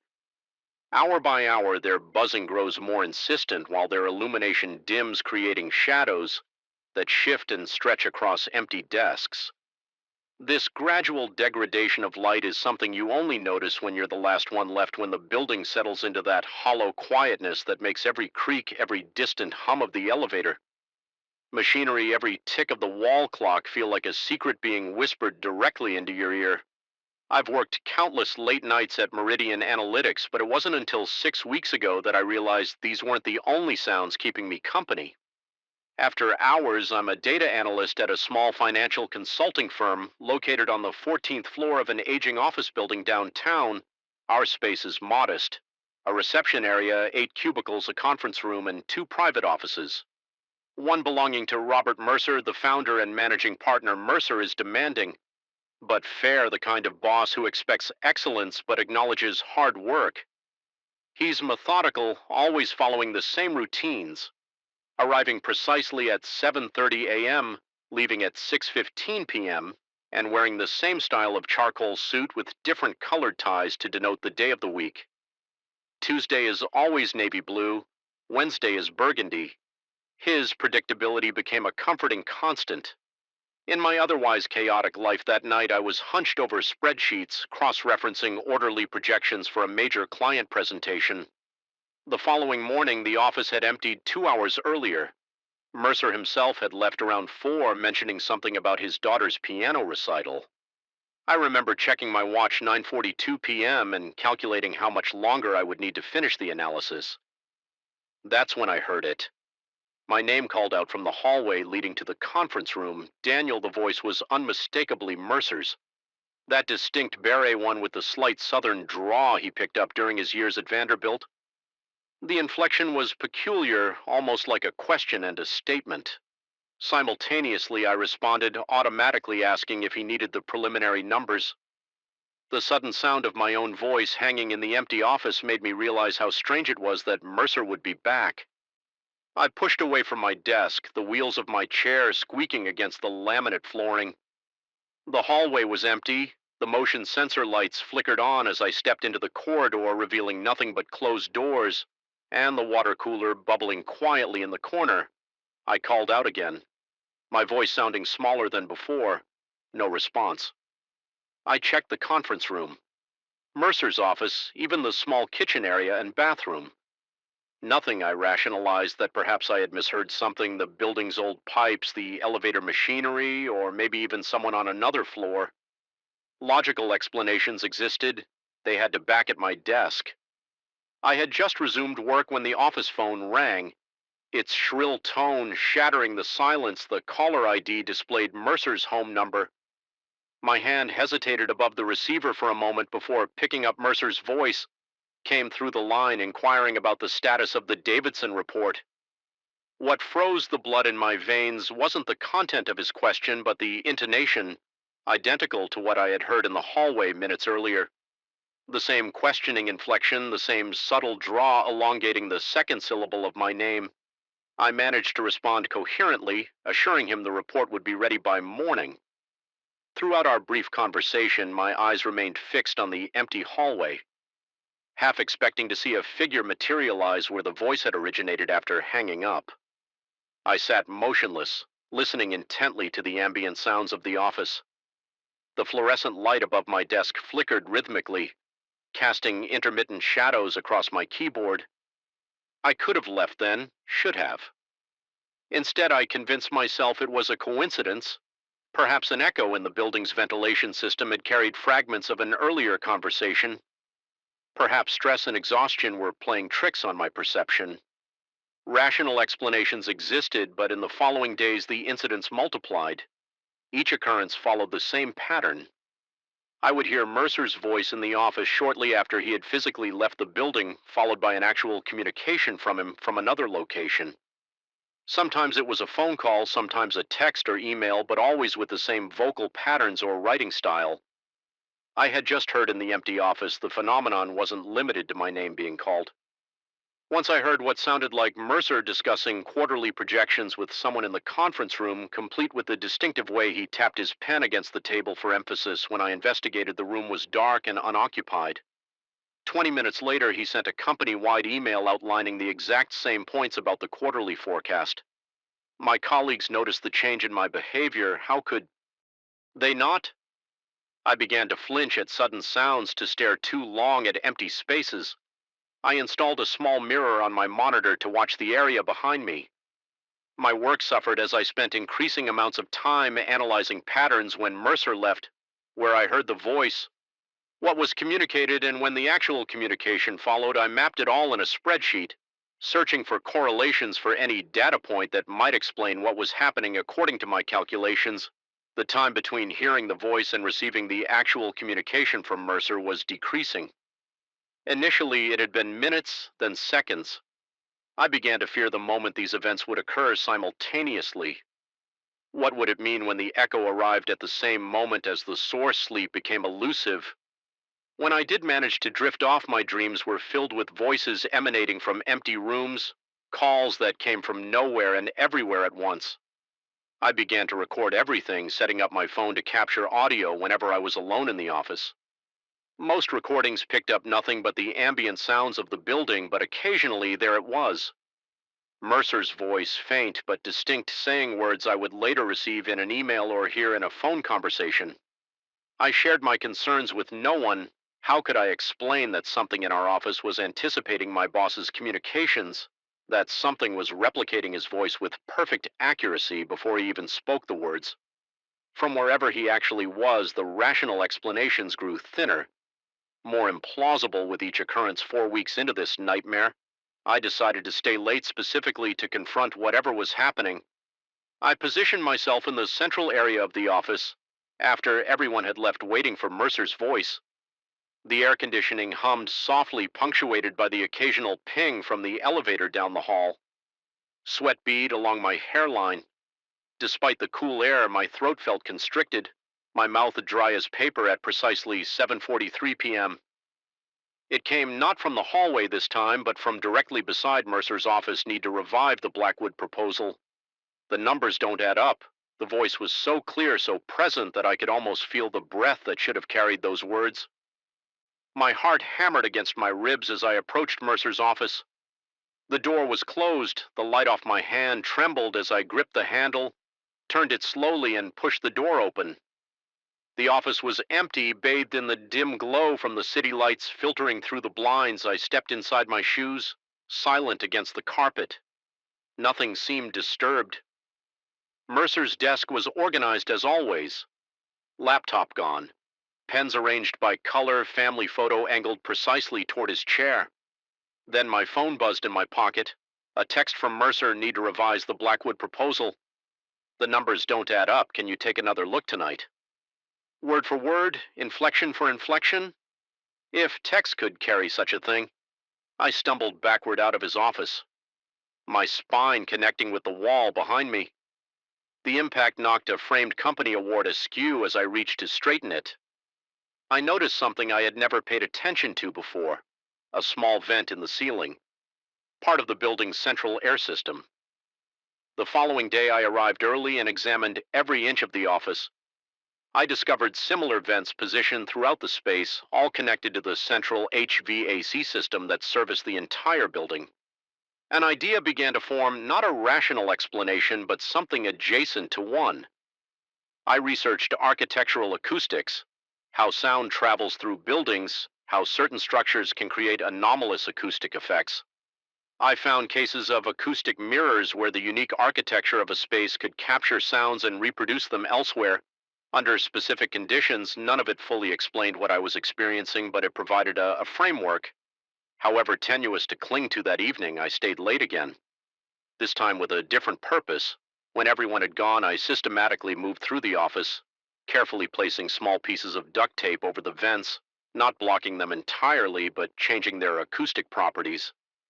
I felt ridiculous, like a man constructing a tinfoil hat, but desperation had overtaken my sense of self-consciousness. I returned to my desk and waited hours past without incident. My shoulders had just begun to relax when the sound came: Mercer's voice, discussing third quarter projections. But this time it was different. The voice sounded distorted, as if speaking through water. More importantly, it came from everywhere at once, reverberating throughout the office rather than from a specific location. My skin prickled with goosebumps as I realized the voice wasn't coming from the vent at all. The tape had merely changed how it manifested. I sat frozen, listening as the voice continued for nearly 30 seconds before fading away. My phone remained silent. No email appeared for the first time. There was no corresponding communication from the real Mercer. I waited another hour before giving up and heading home, my mind racing with possibilities. Had I somehow disrupted the pattern? Had I made things worse? The answer came the next morning when I arrived at work. There was a strange energy in the office. Colleagues huddled in small groups, speaking in hushed tones. Our receptionist informed me that Mercer wouldn't be in today. He had been hospitalized overnight. After experiencing what doctors suspected was a transient ischemic attack, a mini-stroke, he had collapsed while working on quarterly projections at home. The timing aligned perfectly with when I had heard the distorted voice over the subsequent days. A terrible hypothesis formed in my mind. What if the voice I heard wasn't an echo of Mercer's actual communications? What if it was something else entirely, a precursor, a preview of thoughts not yet expressed? What if by disrupting the acoustic properties of our office, I had somehow interfered with whatever natural process was occurring? Mercer returned to work the following week, seemingly recovered but noticeably subdued. The doctors had found nothing conclusive, attributing his episode to stress and overwork. He appeared thinner, paler, his voice slightly weaker than before. I removed the tape from the vents when no one was looking. That same day, I began to hear the voice again, clear, precise, and always preceding Mercer's actual communications. But now I listened with a new understanding. I wasn't hearing an echo, I was hearing a forecast. The voice wasn't replicating Mercer's communications after he left, it was anticipating them before they were ever spoken. This realization should have terrified me more than anything that had come before. Instead, it brought a strange calm. I had glimpsed something beyond ordinary understanding, a wrinkle in the fabric of reality where causality folded back upon itself. I still work late at Meridian Analytics. I still hear the voice, but now I understand my role as witness to something inexplicable yet somehow essential. I've become attuned to the subtle differences between Mercer's actual voice and its predecessor, the latter slightly more resonant, as if emerging from somewhere deeper than a human throat. Sometimes when I'm alone in the quiet office, I speak into the empty air, wondering if my own voice creates ripples elsewhere. If someone in another place might hear me before I've spoken, the building listens. The vents carry my words away, and somewhere in the space between what will happen and what has happened, something receives them. The lights continue to flicker, the office continues to breathe, and in the silence after everyone is gone, I wait for voices that shouldn't exist, carrying messages not yet sent from a future still forming. PR. I still feel it sometimes, that peculiar numbness that creeps from my jaw and spreads across my face like spilled ink on paper. It wasn't the typical dental anesthetic that wears off in hours. This sensation returns periodically, always at night, always when I'm alone, accompanied by the subtle metallic taste that floods my mouth. And when it happens, I know with absolute certainty that what I experienced was real. Despite all evidence to the contrary, the pain started on a Tuesday, a dull throb that originated somewhere deep in my marrow and gradually intensified until it became impossible to ignore. By Wednesday morning, the side of my face had swollen, and focusing on work became an exercise in futility between whys.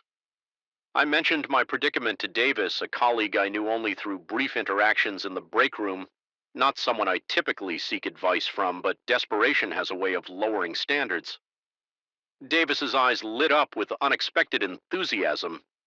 He scribbled an address on a post-it note slittered across the table and assured me that this dentist had performed miracles on his impacted wisdom tooth. Last year, the location seemed unusual, some office building in Havenbrook, a neighborhood on the outskirts of town where development had stalled after the economic downturn. I'd rarely ventured there, but the pain pulsing through my jaw eliminated any hesitation. That afternoon, I called in sick for the remainder of the day and drove across town. The roads grew narrower as I navigated through Havenbrook, passing shuttered storefronts and apartment complexes with more vacancy signs than occupied units. Fall had descended early that year, and a thin layer of mist hung over the streets, softening the edges of buildings and blurring traffic lights into hazy orbs. The address led me to a 10-story commercial building with a facade of smudged glass and weather-stained concrete. Unlike the surrounding decay, this structure maintained a peculiar dignity, as if existing in defiance of its deteriorating neighborhood. Inside, the lobby smelled of industrial cleaner and stale coffee. A directory board with missing letters displayed the building's occupants. Law offices, accounting firms, the travel agency that likely hadn't booked a vacation since the internet took over, and there it was. Nightingale Dental Ass Associates, Sweat 8113. The elevator ascended with mechanical reluctance, each floor marked by a subtle jolt. When the doors finally slid open on the 8th floor, I stepped into a hallway that stretched in both directions, lined with identical brown doors and illuminated by fluorescent lights that hummed like trapped insects. Suite 8113 waited at the end of the corridor past several vacant offices with darkened windows. I hesitated at the door, my pain momentarily eclipsed by an inexplicable apprehension. Something about the building's emptiness, the echo of my footsteps on the tiled floor, the peculiar stillness of the air. It all felt wrong somehow, but the throbbing in my jaw quickly reminded me why I had come. The dental office defied my expectations. Behind that unremarkable door lay an immaculate reception area with soft lighting and comfortable furniture. The walls were painted a soothing shade of blue, adorned with framed landscapes of serene mountain vistas. Soft classical music drifted from concealed speakers. The contrast with the dreary hallway outside was so stark that crossing the threshold felt like stepping into another world entirely. Our receptionist looked up from her computer and smiled. Her face was pleasant but somehow forgettable, as if deliberately designed not to leave an impression. She checked my name against an appointment book, though I didn't recall making an appointment, and informed me with practiced efficiency that Dr. Nightingale could see me immediately. The waiting room remained empty save for myself, yet magazines were fanned out on side tays as if recently disturbed by other patients. She directed me down a short hallway to examination room 3. The dental chair faced a window overlooking the city, though the view seemed oddly unfamiliar from this vantage point, as if the building were taller than I had initially perceived. Dr. Nightingale entered. Moments later, his movements fluid and precise, his handshake firm but cold. His features were sharp and angular, high cheekbones, prominent jawline, deep-set eyes that reflected the overhead lights like polished obsidian. He examined my infected tooth with such gentle precision that I barely felt his instruments probing the sensitive area. His diagnosis came swiftly: an abscess requiring immediate drainage, followed by root canal therapy. The procedure could be performed right away. He assured me, his voice carrying a slight accent. I couldn't quite place something European, perhaps, or possibly Canadian, softening the consonants in a way that made his words sound almost melodic. I should have asked questions about insurance, about credentials, about how Davis had found this place. Instead, I nodded eagerly, desperate for relief. The injection of anesthetic brought immediate numb spreading beyond the typical boundaries of dental work, creeping down my neck and across my shoulder. Dr. Nightingale worked methodically, his movements becoming increasingly blurred as whatever he had administered took stronger hold the ceiling above me. Transformed under my drug-hazed gaze, the fluorescent panels seemed to pulse and shift, revealing glimpses of something else behind them, intricate patterns that appeared almost organic, like the branching of veins or the spread of roots. The classical music warped subtly individual notes stretching beyond their natural duration. I tried to focus on the cityscape through the window, but even that had changed, buildings standing at impossible angles against a sky that had deepened to an unnatural indigo. Despite the early hour, Dr. Nightingale spoke occasionally, his words reaching me as if through water, something about exceptional conditions, about rare anatomical anomalies, about my tooth being particularly interesting. I felt pressure, but no pain as he worked, and despite my growing unease, I remained perfectly still, my body no longer responding to my mounting anxiety. The procedure ended abruptly. Dr. Nightingale stepped back, removed his gloves with a crisp snap, and pronounced the treatment.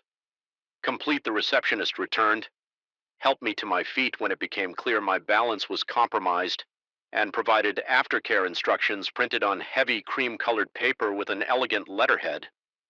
I was to return in 7 days for a follow-up assessment.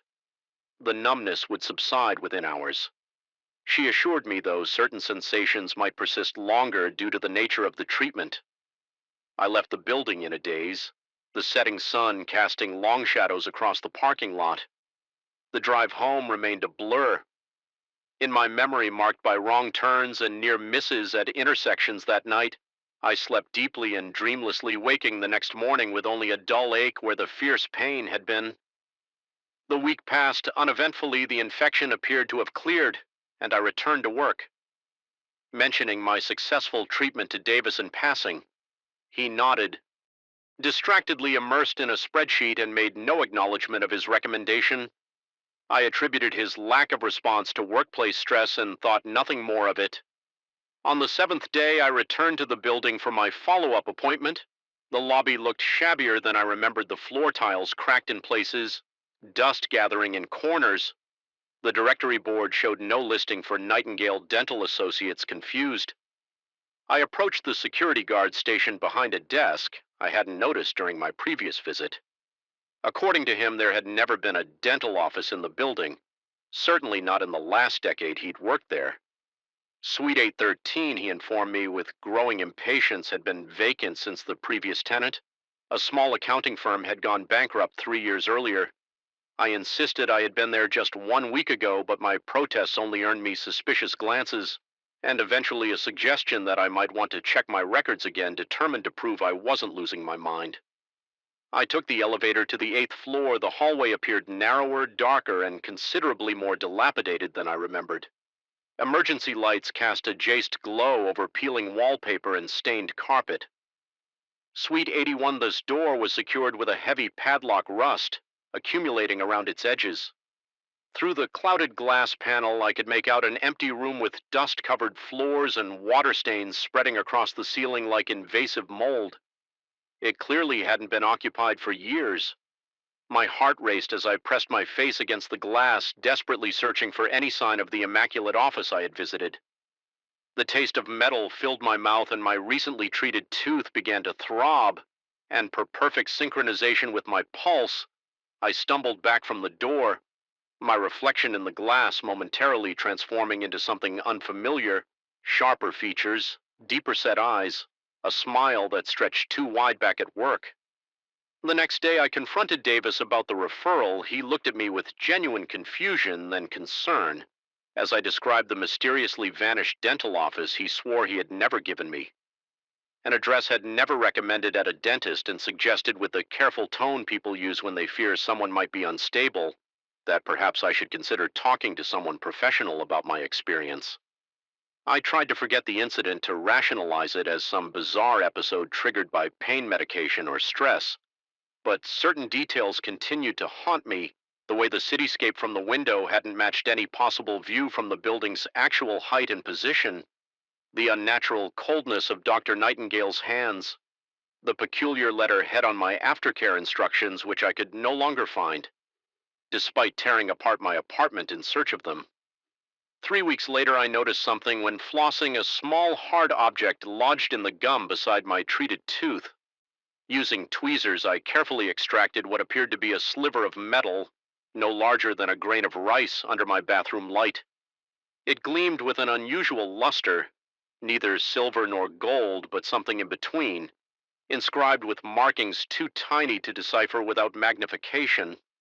That night I dreamed of Dr. Nightingale standing over me, explaining in his melodic accent that certain patients were selected for special procedures, that my dental anatomy made me an ideal candidate for their experimental work in the dream. He opened his own mouth to reveal teeth modified with the same metallic substance, arranged in patterns that seemed to shift and reconfigure. Even as I stared at them, I woke with a jolt, the familiar numbness spreading across my face in the bathroom mirror. I examined my tooth, now aching dully.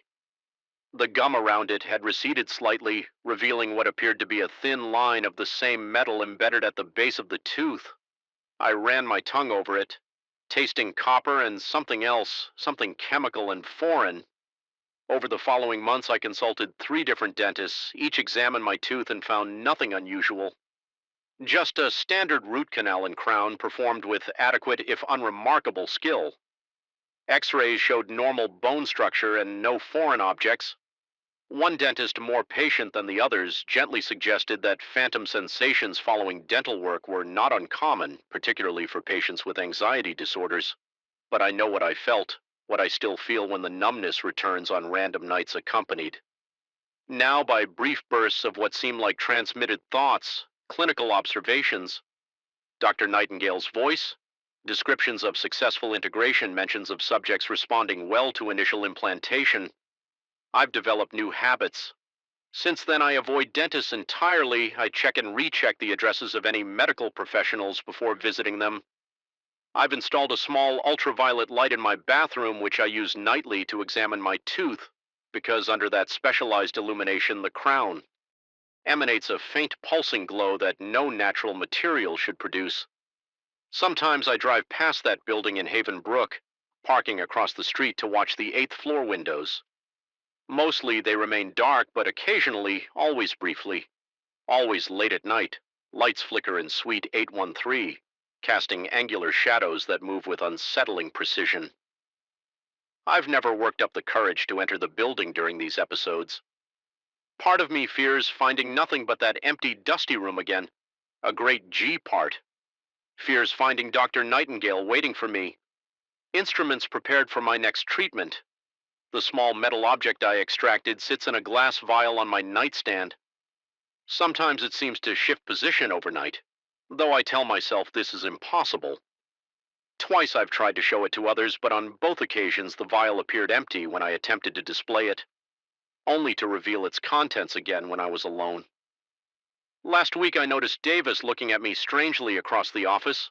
When our eyes met, he touched his jaw in exactly the spot where my treated tooth is located, then smiled a smile that stretched slightly too wide, revealing teeth that caught the fluorescent lights with an unnatural gleam. He hasn't acknowledged the gesture since responding with blank confusion when I carefully asked if his dental work had been done locally.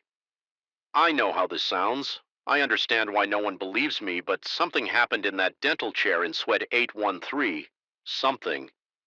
Beyond conventional explanation, something was placed inside me, or perhaps something was awakened, and it remains there still pulsing beneath the artificial crown, sending its signals to recipients.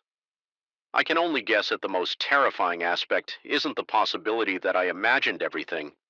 It's the growing certainty that I didn't, and the question of how many others like me are out there carrying these small metallic seeds behind their perfect smiles, waiting for whatever harvest Dr. Nightingale and his associates have planned tonight. My tooth is throbbing again through my bathroom window. I can see the lights of the city, and somewhere among them the building in Havenbrook. I wonder if Suite 8113 is illuminated now. If Dr. Nightingale is bending over another patient, installing another piece of his puzzle, I wonder when I'll receive the signal to return.